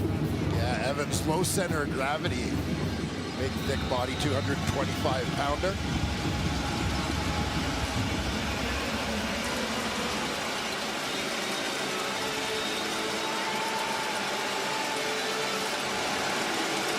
Inside the Winnipeg 50 now. Handing off again. Evans again. And Dexter Lawson among the Bombers in there, helping out. A pile of them now. Cam Lawson, too. Picks up a couple of yards.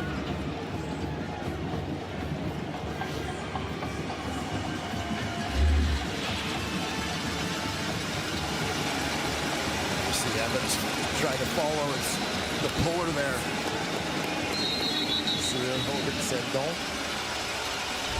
Bombers able to close it up on him. So gain of 3, second and 7. Bethel Thompson. The toss, it's caught, it's a first down, it's Mack again. Couple of catches this half now for Austin Mack as Montreal ventures a little further into the Winnipeg zone.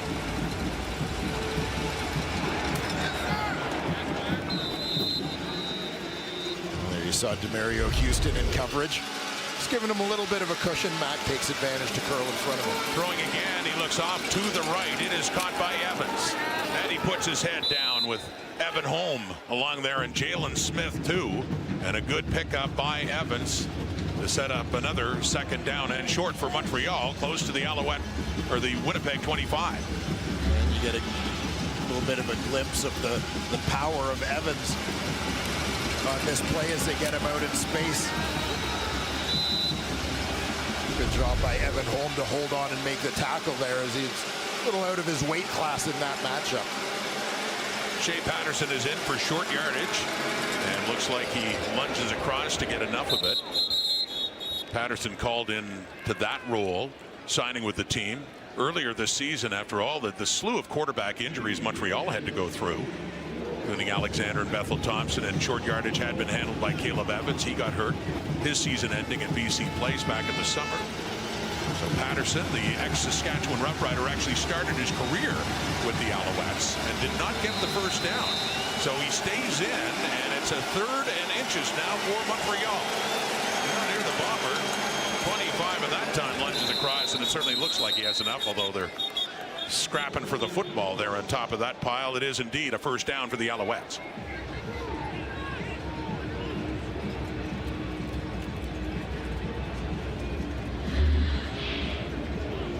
And here you get another look at Shea Patterson going over the top. The Bombers like a pack of hungry dogs going after that football, but Patterson doing a pretty good job clutching it in tight to his body. Down to the 24 now.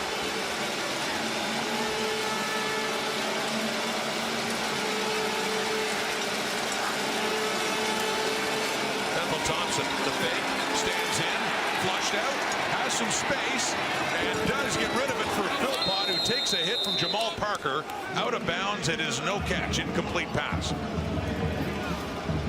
Yeah, all kinds of time there for McLeod. Bethel Thompson just unable to find an open receiver.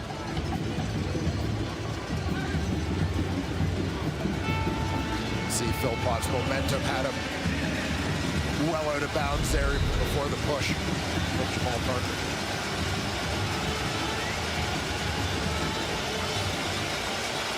Ball at the Winnipeg 24, off at the right hash for McLeod. Bethel Thompson getting the start, his 8th start of the season at quarterback for Montreal. Grey Cup champion with the Argos in 2022, and also as a backup to Ricky Ray back in 2017. And coming over after Cody Fajardo left.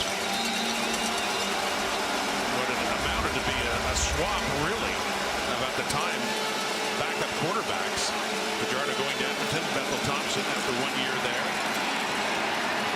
On the run again, and he just got rid of the football as he was being tackled. Just as he was being taken down, and it's incomplete in the field goal situation coming up. Yeah, Bethel Thompson knew he was in a race on that one. He's trying to protect the field position as best as he can.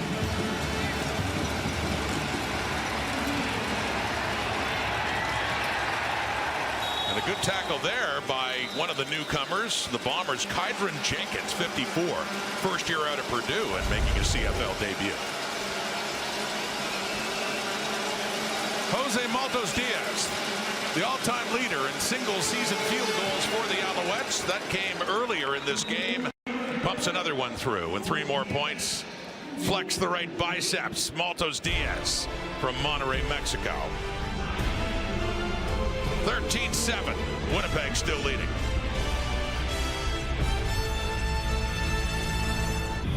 Even if Winnipeg wins today, this is a huge loss. Dwayne back early in the game. Chris Trevler getting the start and injured on really a non-contact injury. There was contact there, but you can see him favoring his left leg, his left knee. Yeah, just trying to make that plant to cut back inside the knee, giving out on him. Chris Trevler, who had worked so hard coming back from the knee injury, and yeah, I mean the emotion is very real, right? This is a guy loved by his teammates, very hard worker. Getting the start as they rested Zach Collaros, but just devastating for Strevler and the Bombers too. The emotion you can see after everything he did, as you say, to get back on the field after a knee injury a year ago. It kept him out of the late season, the playoffs, the Grey Cup. In his first year back with Winnipeg after being a part of this team in 2018 and 19. And Terry Wilson, who took over the backup duties and short yardage as well for Chris Strevler last year late in the season. Looks like he's thrust into that role again as Zach Collaros' backup. Yeah, and you heard the panel talk at halftime. I mean, these reps, you anticipated Terry Wilson was going to play a bit today, but these reps become that much more meaningful now. He's throwing again. If he can get away, he does. Takes off, uses his legs. We saw that in the first half to set up a touchdown. He would later score, and he has a first down close to midfield for Winnipeg. So Terry Wilson not afraid to use his legs, take off when the pressure is on. Yeah, nice escape here as it looked like Wilson was in a little bit of trouble. Able to step up. It was a similar kind of play for Wilson that set up the Winnipeg touchdown in the first half, late in that second quarter. flushed from the pocket, scrambling to put them in a goal line situation. His running back is Matthew Peterson, whose carries account for more than half of Winnipeg's offense in this game. There's the ball now. Really good carry by Peterson. His first year out of the University of Alberta. And gets it close to another first down. It looks like it'll be a 2nd and short coming up here for Winnipeg. And you'll see it. Nice hole up the middle. Peterson just north-south on that play for that 9-yard gain. Up to 50 yards carrying.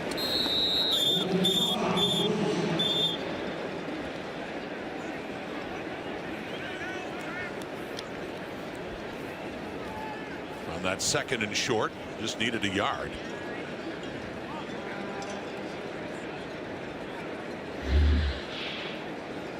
A little physicality here. And that was enough. Another first down. Bombers on the move. Their lead down to 6. If they win, we will wait and see what BC does later today. It's a game of interest in the standings regardless. Lions win, they get 2nd place. The Lions lose and the Bombers go on to win this game. It's BC crossing over to Montreal next week, and Winnipeg will go to Calgary. Right down to the final game. Things still to be determined. The Montreal 46 and a 1st and 10. Terry Wilson faking to Peterson. Tries to evade the rush. Does for a moment, and he dishes it off down to the 40. And nicely done to get it into the hands of Gavin Cobb, who was inserted into the lineup last week against Saskatchewan with the injury to Nick Dembski, and he has the catch. Yeah, I thought in this situation that Wilson might just be happy to escape the pressure, and this was going to be a throwaway, but able to find an open receiver, pick up a few extra yards on the play, put his team in a favorable 2nd down situation here. Gavin Cobb started his career with Edmonton, but back home, went to the University of Manitoba.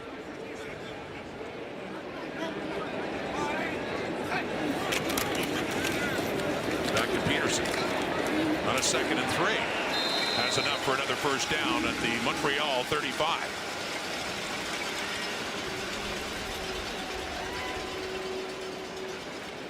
Peterson certainly getting his touches in this regular season finale, and Bombers offensive line maybe building a little confidence against the Montreal front with the way they've been able to move that ball on the ground. Well, I was going to say a reminder too who is not playing for Winnipeg. Their star left tackle Stanley Bryant out, Zach Collaros, Brady Oliveira, Nick Dembski. Moving here, we get a blitz coming. They pick it up. Time to throw. Heading to the end zone, but the closest is Tyrese Beverette. Cobb, the intended target, and the Alouettes have that well covered in the Montreal end zone.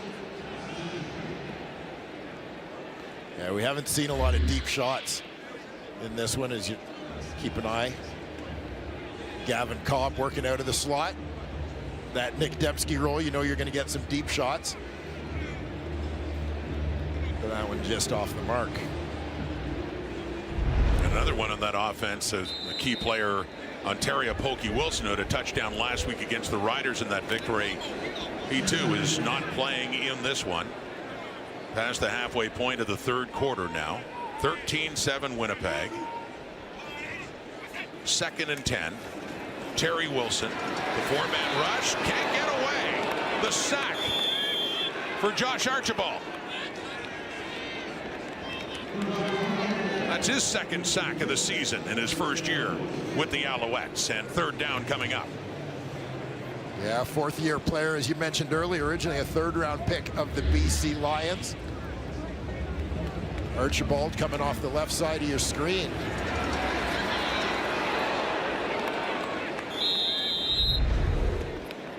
He's fighting his way through to the quarterback, getting a few more snaps today.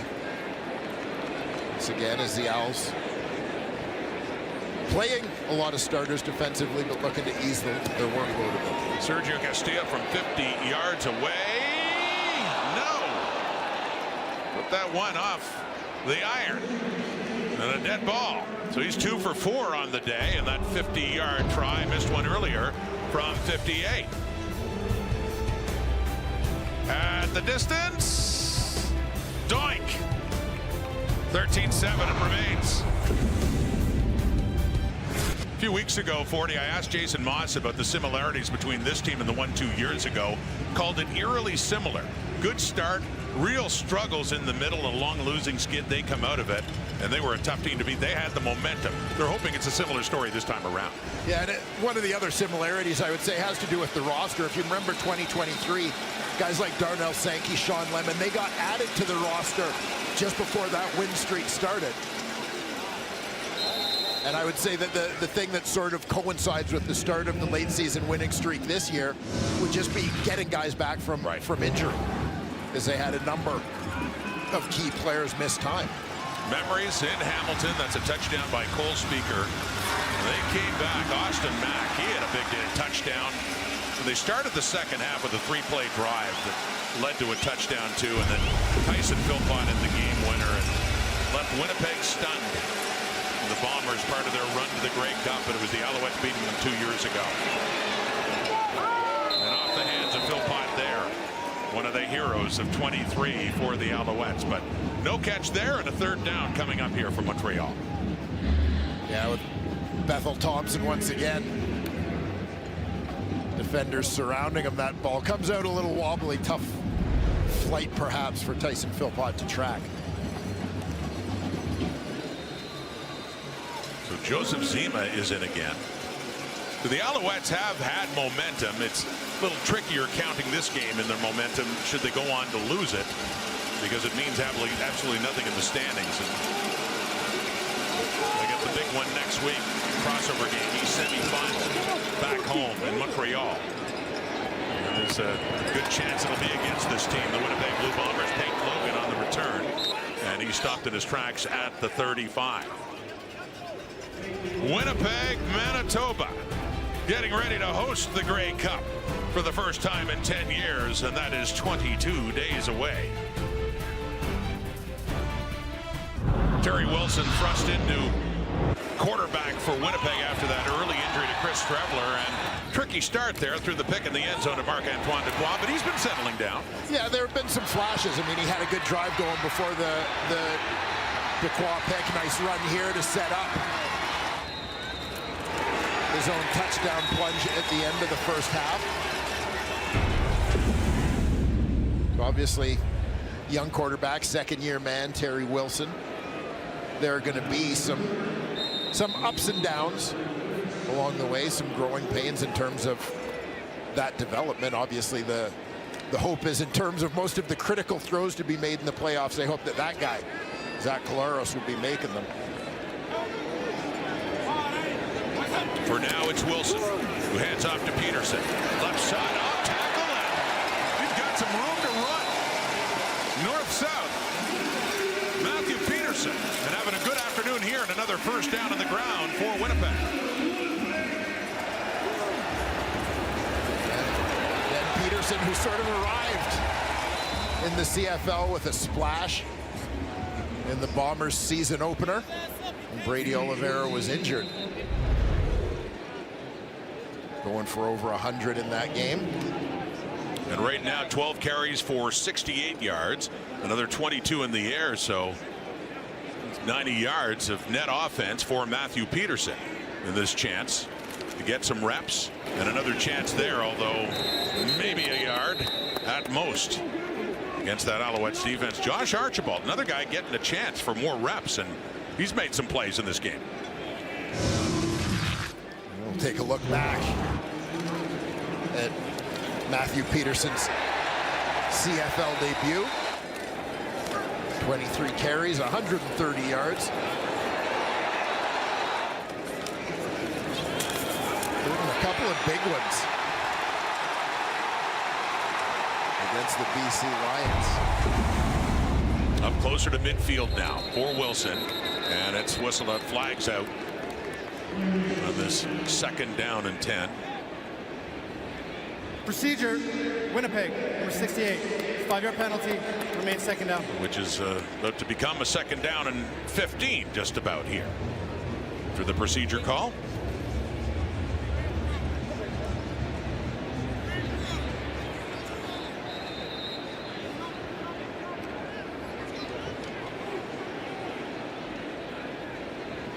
late third quarter. Final game, regular season, Winnipeg Blue Bombers, Montreal Alouettes. And a 6-point Winnipeg lead. They set up a screen to Peterson. Has a block from Gabe Wallace. Ball comes out. Alouettes appear to have it. They're still scrambling for it, but it was a lot of Alouette jerseys around and now a little fight for the football. Late quarter turnover here by the looks of things, although they still haven't sorted it out. There's a chance the Bombers got it back. Marc-Antoine Dequoy had a great shot at that ball. Coughed up by Peterson after he took that screen.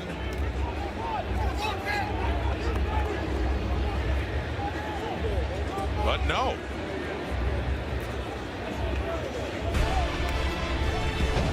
Fumble Peterson.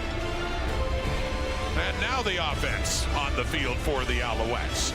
Another turnover. Montreal takes over at the Winnipeg 51.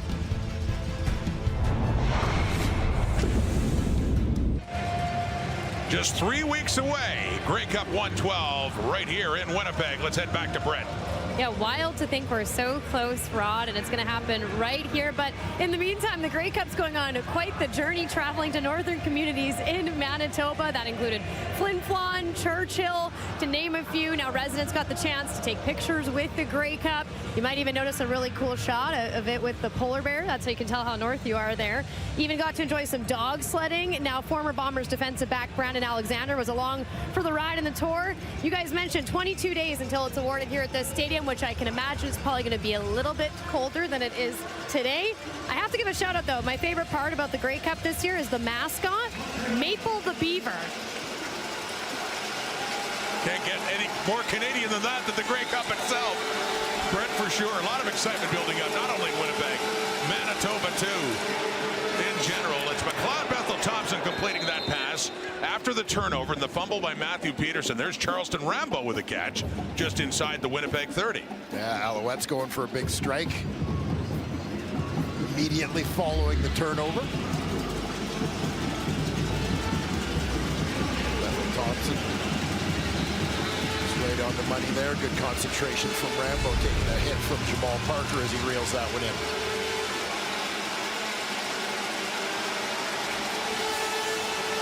Alouettes only down 6 points.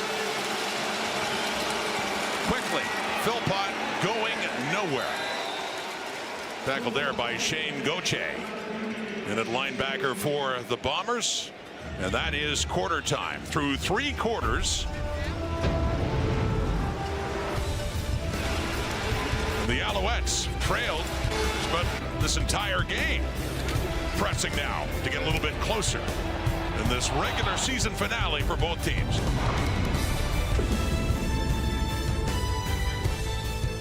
Through 3 quarters, I don't want to say let's just throw all these numbers out the window.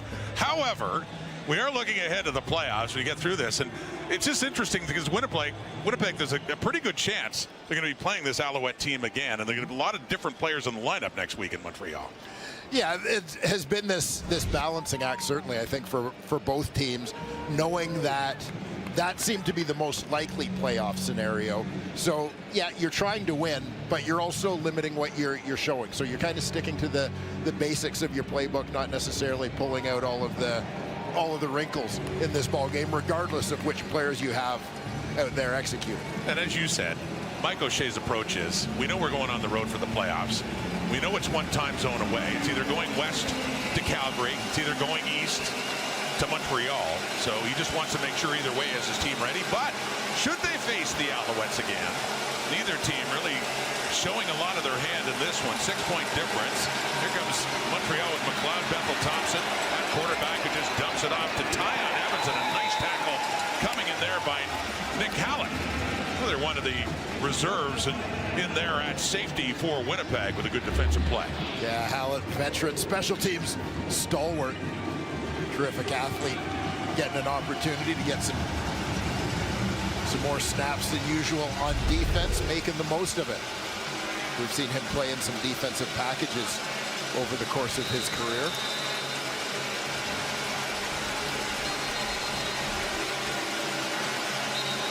From 34 yards away, and Jose Maltos Diaz. Timeout, Winnipeg. Winnipeg calling the timeout. Mulders Diaz is 2 for 2 and looking to get a little bit closer to the all-time record for field goals in a season. You know, we're getting closer to something else too. Just realized this really would have been our last chance to get the Halloween gear out. Well, now listen, you know I love Halloween. Oh, absolutely.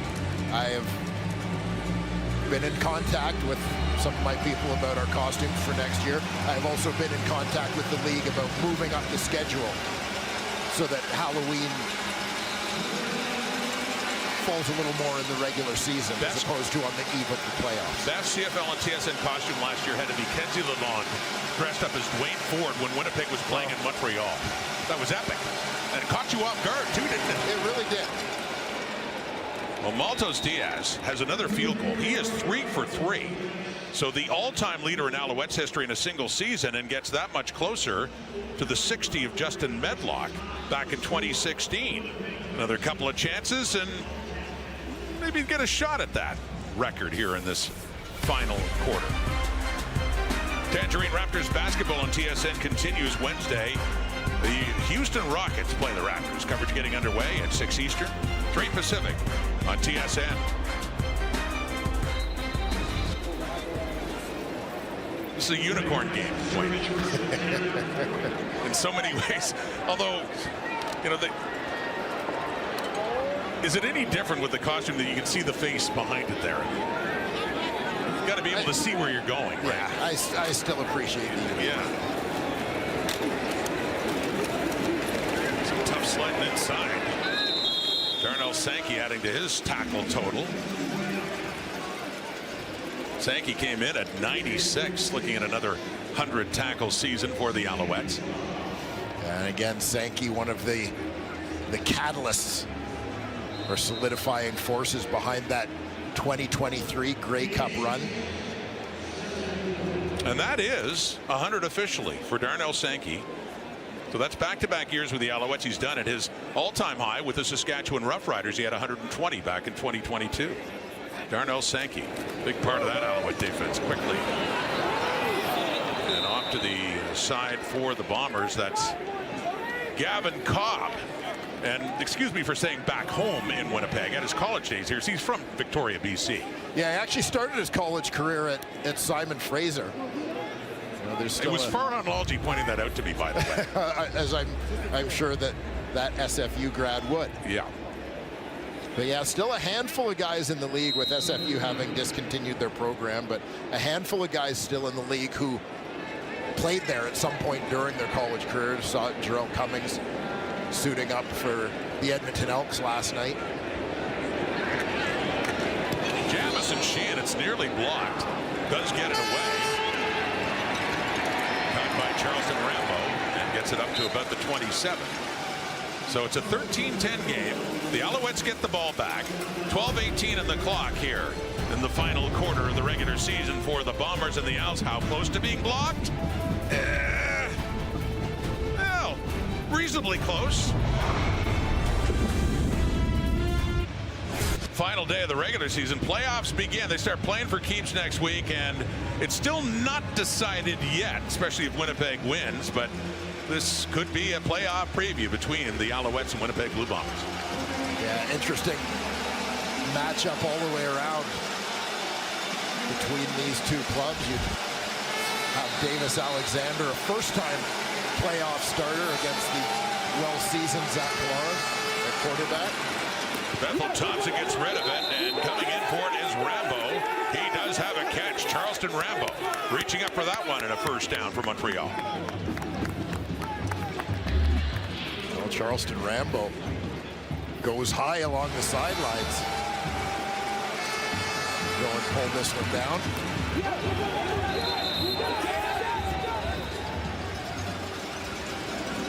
And a little tiptoe touch.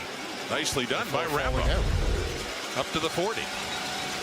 Charleston Rambo. McLeod, Bethel Thompson. They're down by 3. They go back to the ground now, and that's Tyan Evans in his CFL debut, picking up a few more yards.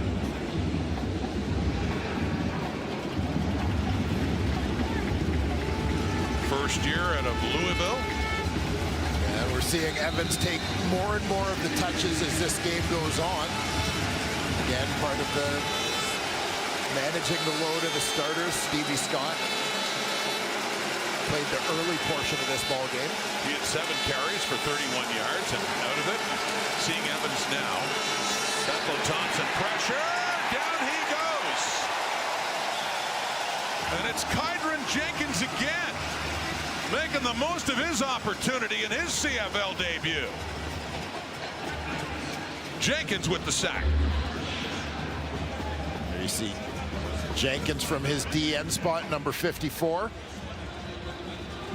Get an opportunity in place of Willie Jefferson. Little hand slap there to keep Tiger Shanks, the tackle, from getting a punch on him. Stops the Alouettes. Joseph Zima to punt it away. Peyton Logan back at the 16. Oh, a high tackle there. Marc-Antoine Dequoy takes him down, and a flag comes out for that. And once again, he's holding his hands up, wondering why the flag came out. Dexter Lawson, meanwhile, the injured Bomber, slow to get up.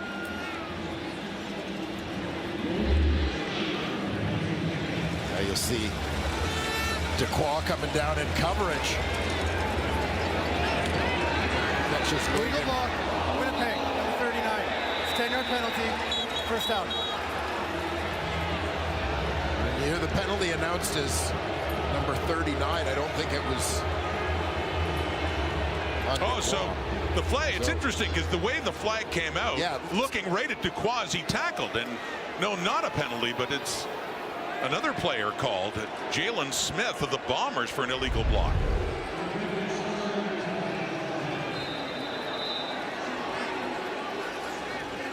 So Dequoy's had a couple of moments, as did we in this, where he's wondering, what did I do? Yeah, well, again, not a penalty against Marc-Antoine Dequoy.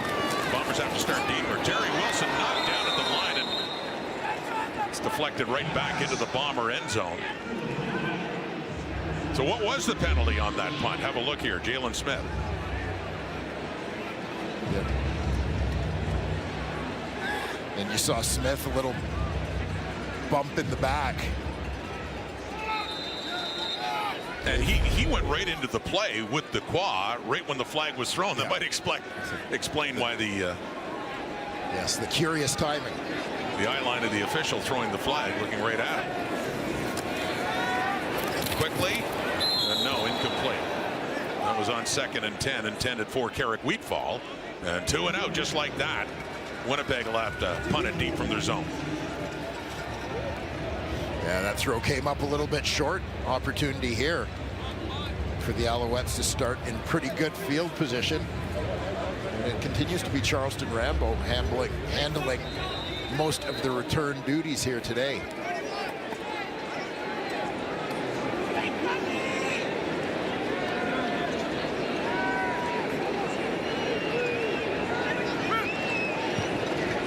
Jamison Sheehan.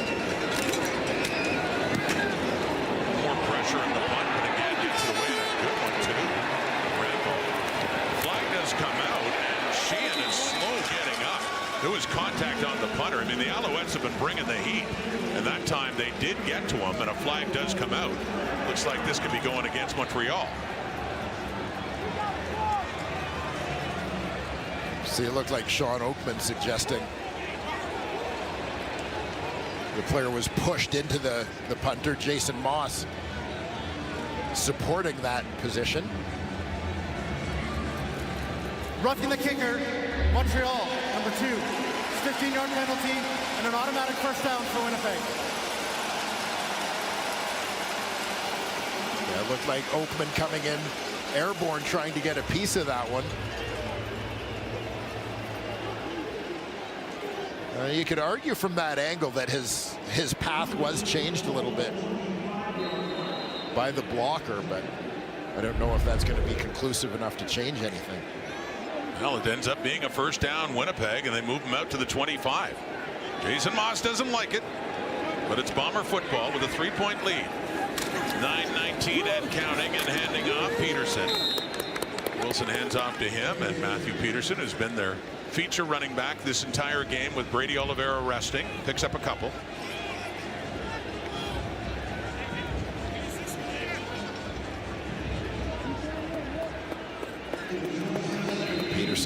break here. Fullback Michael Chris Ike remains in the backfield. We'll see if he lines up to actually carry the ball or if this is strictly about protection.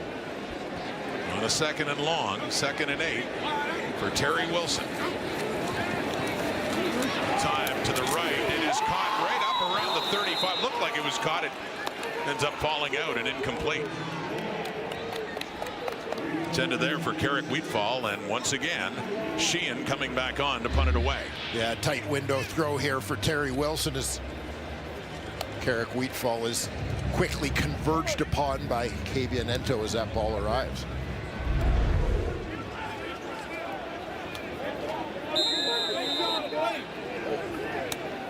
So Wilson heads off again. Rambo heads back for another return. This time inside his 40. Montreal just a field goal behind. The Alouettes can come back and win, then it is definite it will be Winnipeg next week in Montreal. Rambo on the 46 before he's pushed back by a blue and gold wall. If the Bombers can hang on and get this victory, well, we'll be waiting and seeing what the BC Lions do. Part 2 of the doubleheader coming up later today here on TSN. I have indeed, yes, touchdown Atlantic in 2022. And I know your father involved with Acadia University for many years. Yes. What was your dad's position at Acadia in Wilkville? Well, he played football there. He played, but involved in the. I thought he was also involved in. Well, he's in the Hall of Fame. He is in the Sports Hall of Fame that's right. at Acadia. Yes, right. Home of the Axemen. Yes, it was a touchdown Atlantic, both between the Riders and the Argos, 22, and then we were there in 23 in Halifax when those two teams played as well. Drove myself to Wolfville. Yes. Well, I know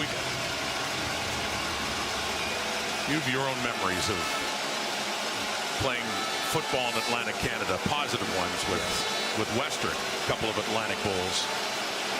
Positive in 89 anyway. Here's Bethel Thompson under pressure. He is taken down again. And it's Matthew Jaworski all fired up. He gets his first sack. These new additions on the Bomber defensive line, Kydron Jenkins and Matthew Jaworski, and both of them getting sacks in this game. And here you see Jaworski standing up, far right side of your screen. Coming off the edge. As Bethel Thompson steps up, a little spin to the inside against Des Holmes, who's moved out to that left tackle spot. Give Nick Callender a break. Alouettes drive stalls again. Zima again for Peyton Logan at the 20. Under 7 minutes to go in this fourth quarter. And the Bombers have it again. Now they made some changes, fresh faces in the lineup for this final game of the regular season. There's another name, Matthew Jaworski. CFL debut with a sack. It's been a very different year for the Winnipeg Blue Bombers, but there are some things that they can certainly hang their hat on defensively and ranking up top in a number of categories, Dwayne. Yeah, this is one of the things that has remained somewhat consistent about the Winnipeg Blue Bombers through the 5 consecutive Grey Cup appearances. As you see, Willie Jefferson refreshing his batteries pre-playoffs. Well, Mike O'Shea talked about this. Lessons learned in 17 and 18. They had some good teams, but heading into the playoffs, thought they might have been tired. In 19, they rested players more. They got in third place, and they went on their run. And since then, breaking through, Michael Chris Ike inside the 20, and a stiff arm for DeQuaz. He's taken down at the 10. Biggest run in the CFL career. The young fullback Michael Chris Ike. Well, given that his only other carry this season was a 2-yard run, how about this element of surprise?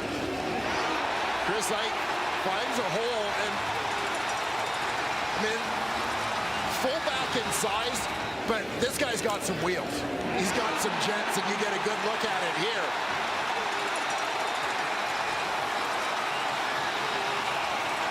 Chris Ike, the Delaware State product. And as you say, rare is the chance to run with the ball, making the most of it. Gets another chance here on that 1st and 10. And the pile keeps moving, not going down without a fight anyway, and picking up a couple of more yards. Yeah, they don't all go for big gains. But yeah, this is a guy who was one of the stars of the CFL Combine in 2024. Just, 225-pounder, absolutely chiseled. And it was his movement test that caught everybody's eyes. Just an explosive athlete. As I said, great speed at that size. And his role in the offense primarily, but blocking back, but getting some touches. He's a look into the end zone. For Cobb, no. Not quite. Intended for Gavin Cobb and had a chance right in the corner of the end zone, but it falls incomplete. Yeah, pretty nice toss here. Pass interference, Montreal, number 12. Foul happened in the goal. Ball was placed at the 1-yard line. Automatic first down. But a PA against Najee Murray, 1st and goal. Here you'll see Cobb, who's going to work towards the corner.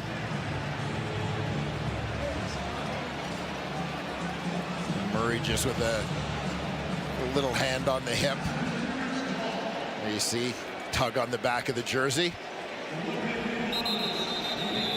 Cobb still very nearly hauled that one in. So it gets them down to the 1 on that penalty pass interference against Najee Murray. Montreal 1st and goal. is challenging the ruling on the previous play of pass interference. Jason Moss doesn't agree. It's on the jersey tug and the right arm come across on Cobb's right arm just as the ball was arriving. Gonna have another look at it.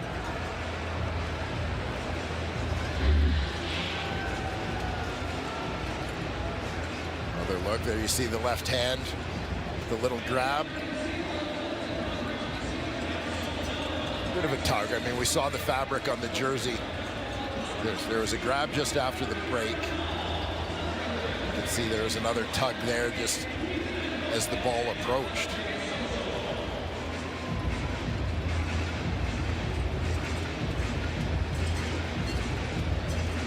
But given the timing of his right hand, the penalty would be based on the tug in the jersey, not with the arm coming over, would it? That timing looked good. Yeah, that's what I would anticipate. Is it's about the grab that actually, it seems like nothing, but when you're running at full speed, kind of any force put on you in any direction is going to have an impact. That was Alouettes defensive coordinator Noel Thorpe, understandably not agreeing with the call. See the tug in the jersey, that's it. Got the flag out.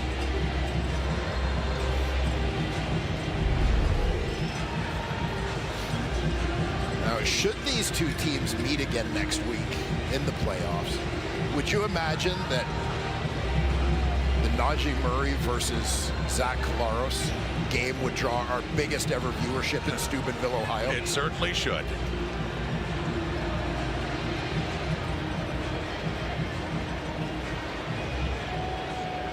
After review by the replay center, the calling on the field is overturned. There's no pass interference on the play.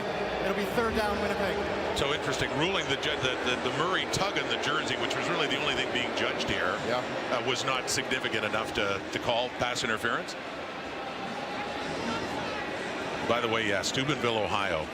I remember talking to Najee Murray about this, where Zach Collaros was a star in high school, at a different high school, a few years ahead of Murray. So Castillo coming on now for a field goal.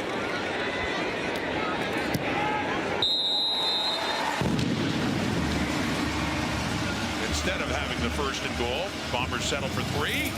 Still a 1-score game, 16-10, Winnipeg. Got us a barn burner. Big finish here. Well, no, it's a barn burner, Rodman. I know you were going to dispute that. Yeah. All right, good to see the boys going tarps off. Nice enough day in Winnipeg that you can do that now. A few weeks, perhaps not. But coming up, BC Lions. Bottom line is this: if BC wins this game, the final game of the regular season, later today, BC gets second place, hosts the playoff game. But if they don't win, they're on the road to the playoffs. And it's either going to Montreal as the crossover team or going to Calgary. But right now, it looks like with the Bombers leading, if they can hang on to their lead, the Lions would go from a shot at second place in the home playoff day to crossing over. Sorry, could you repeat all the remaining scenarios again? Well, you see, Wayne, it's about the three-way tie, and I don't even understand it myself. But if there's a three-way tie with Winnipeg, or no, Calgary be ahead. No, it's because of the head-to-head Winnipeg and BC. That's why. I'm all messed up here. There's no three-way tie. Calgary negated that last night. Let me get this all straightened out because now I'm confusing myself. Calgary won last night. So if BC loses and Winnipeg wins, they would be tied. But Winnipeg won the season series, so they would get third, and BC would go to Montreal crossover. Well explained, Roderick. Is it? Well, I don't know why I threw the three-way tie in there. I was conditioned into thinking that before last night's game. Because we've been hearing about that all week in the lead-up. Yeah. At the end of the day, it'll be clear. More pressure on a punt, this time coming from Winnipeg. Zine was able to get it away. Picked up by Nick Hallett, and a flag out there as the returner, Peyton Logan, was chasing it down as well, but Hallett takes it. Flag's coming out. Hallett looking to draw that. No yards, Montreal, number 34. 15-yard penalty, first down, Winnipeg.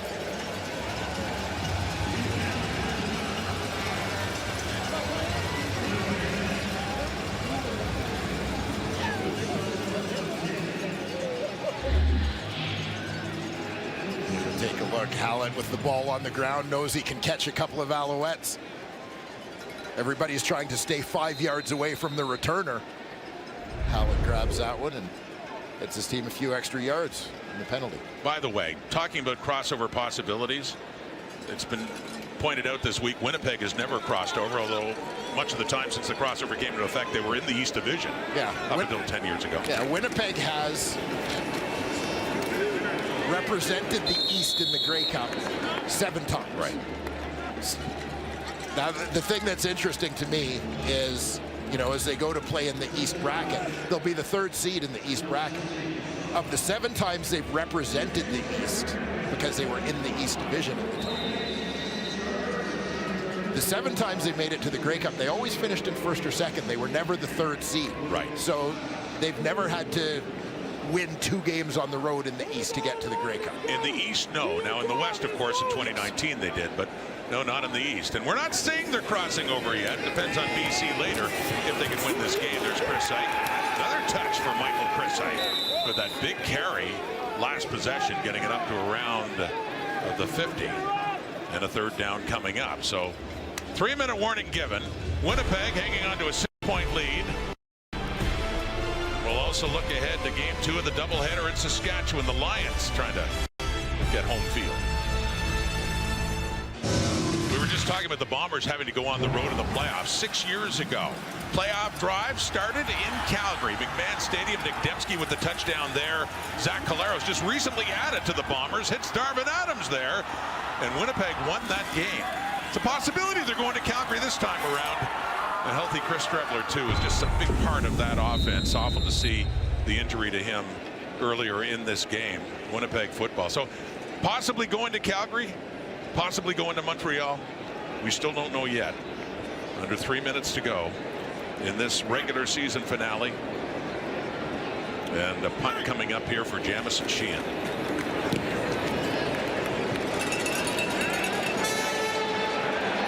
Takes a roll near the goal line, but it stopped shy of it.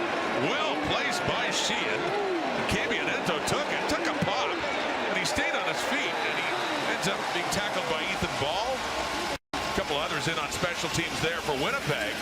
But how about the placement on that punt by Jamison Sheehan, just like he threw it out? Well, rather magnificent. And again, it's the style of the Aussie punters with that end-over-end kick that kind of sits down rather than bouncing into the end zone when you get that great placement. Just like he drew it up. That is the punter equivalent of a touchdown. The moment he's enjoying. Again, it looked like he was shaken up a little earlier on that roughing the kicker call earlier in the quarter, but Alouettes down 6, starting deep. It's Evans, the ball carrier for Montreal, and Jamal Woods says no further after a couple of yards. Yeah, we've seen the Alouettes with a number of rough starts in terms of field position in this ball game.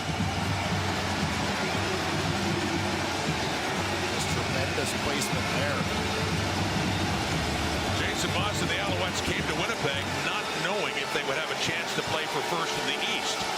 Before Ottawa took on Hamilton last night, the Ticats won the game, and they clinched first, so made it academic coming in for Montreal, knowing they're playing next week at home in the semifinal in the East against the crossover team from the West. Cole Speaker, no good.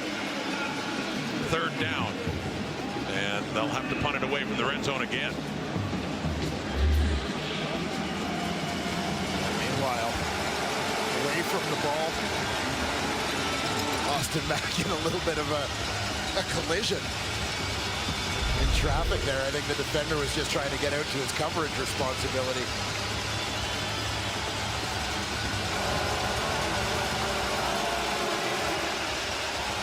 Well, 1:43 on the clock. Deep as they are, they're going for it. Might as well.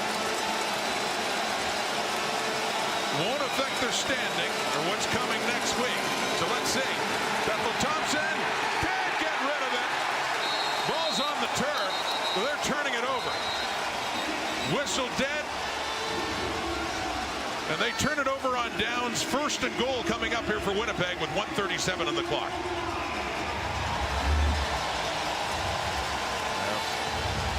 Limited options here for the Montreal Alouettes. Winnipeg just sends 4. But those 4 get it done. Matthew Jaworski, Jake Thomas combining to bring down the Alouette quarterback. So looking like the first and goal from the 5, the Bombers are going to win this game, improve the record to 10-8. 10 wins, tied with BC. The Lions looking for their 11th win later today in Saskatchewan. Handing off to Peterson. They get a field goal here at this point in time. It becomes a 2-score game. So timeout, Montreal. Yeah, ball security always of the essence, but to your point, even more so here is make sure that at the very least you still have a chance to kick that field goal. Make Montreal's climb a little steeper. You know, Mike O'Shea talked this week about the fact that, you know, the approach is always control what you can control, and there is only so much of the playoff equation at this point in week 21 that the Winnipeg Blue Bombers could control in terms of where they would end up. For Mike O'Shea just trying to win football games, which is always the week-to-week mission. Terry Wilson, quarterback, Matthew Peterson again.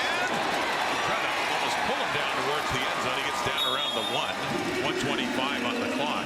But the interesting thing for these two teams is they assuming Winnipeg hangs on and gets the win, they've got to wait another few hours to know who their opponent is. Yeah. It might be each other. Then again, Montreal, if the Lions don't win in Saskatchewan, then Montreal gets BC next week, and it'll be Winnipeg going to Calgary. Yeah. It all depends on BC. Well, this is it. This is it. And Saskatchewan, for that matter. I mean, but they're already locked into first in the West. Yeah, I mean, throughout the weekend, there have been external factors at play, so to speak, for both of these teams. All you can do is play and try to win and see where you end up. So Castillo's out. Looking to add another. Make it a 2-score game. 1:15 on the clock. Still ticking away.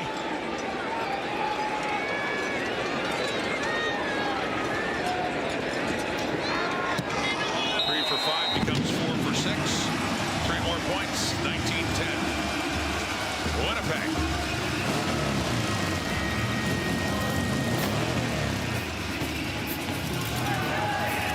Looking to leave this stadium and a season of sellout crowds behind with a victory.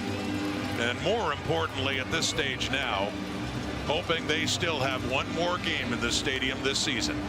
We shall see 3 weeks away. A hope shared by Jason Moss and the Alouettes. And could they be standing in each other's way next week in Montreal? Yeah, two head coaches kind of started their coaching careers together as members of Scott Milanovich's staff, the Toronto Argonauts. Great respect between these two. They won a Grey Cup together as assistants in Toronto in 2012. 3 years later, when the Grey Cup was here in Winnipeg, Jason Moss was the offensive coordinator of the Ottawa Red Blacks. They took on the Edmonton, then Eskimos, in that Grey Cup game, a close one. The last time, the first one here at Princess Auto Stadium, and the last one here in Winnipeg. And Willie Jefferson, by the way, was victorious in that game as a member of Edmonton.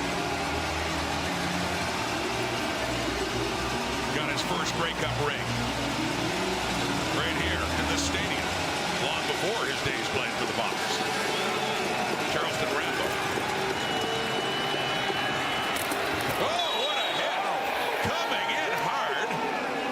Again, one of the newcomers. That's Kamari Munyei-Bailey on special teams with a big hit on Rambo. I mean, you knew that some of these guys making their CFL debuts today would be looking to make an impression. I think Munyei-Bailey made his impression loud and clear on Charleston Rambo. A global player taken in the global draft. He went to Weber State in Utah, but he's from Birmingham, England. 57 seconds. 9-point game. Bethel Thompson throwing, and it is caught too. And good yardage after the catch for Tyson Philpott to work it up to midfield. Well, Alouettes hustling up to the line. McLeod Bethel Thompson directing traffic.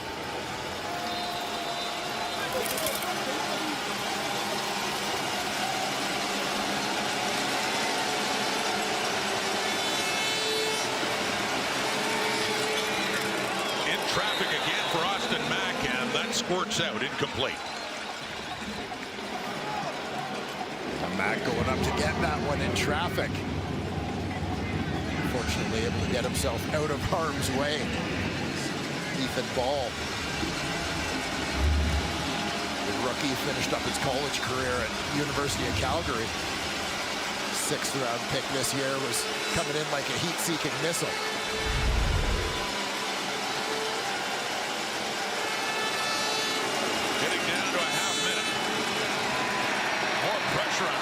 Thompson, and it's Kydron Jenkins again. We saw a sack earlier, but you talked again about on this Winnipeg defense, all these guys getting their first taste of CFL action in this game. They are hungry. Kydron Jenkins has had a good game. Jenkins, Jaworski, Munyei-Bailey, all stepping up here today with the veterans Willie Jefferson and James Vaughters charging up for the playoffs. Bethel Thompson on 3rd down again. No, another turnover on downs. Bethel Thompson remains down. Yeah, he took another shot from Jenkins coming off the edge.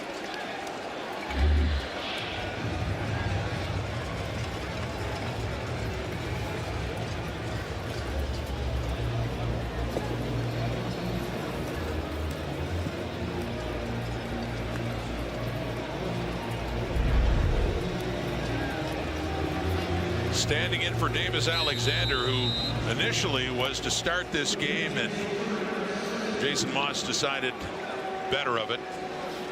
Give his prize starter a break before the playoffs, and victory formation now for Winnipeg. finishing up at home with the dream of one more home game in 22 days.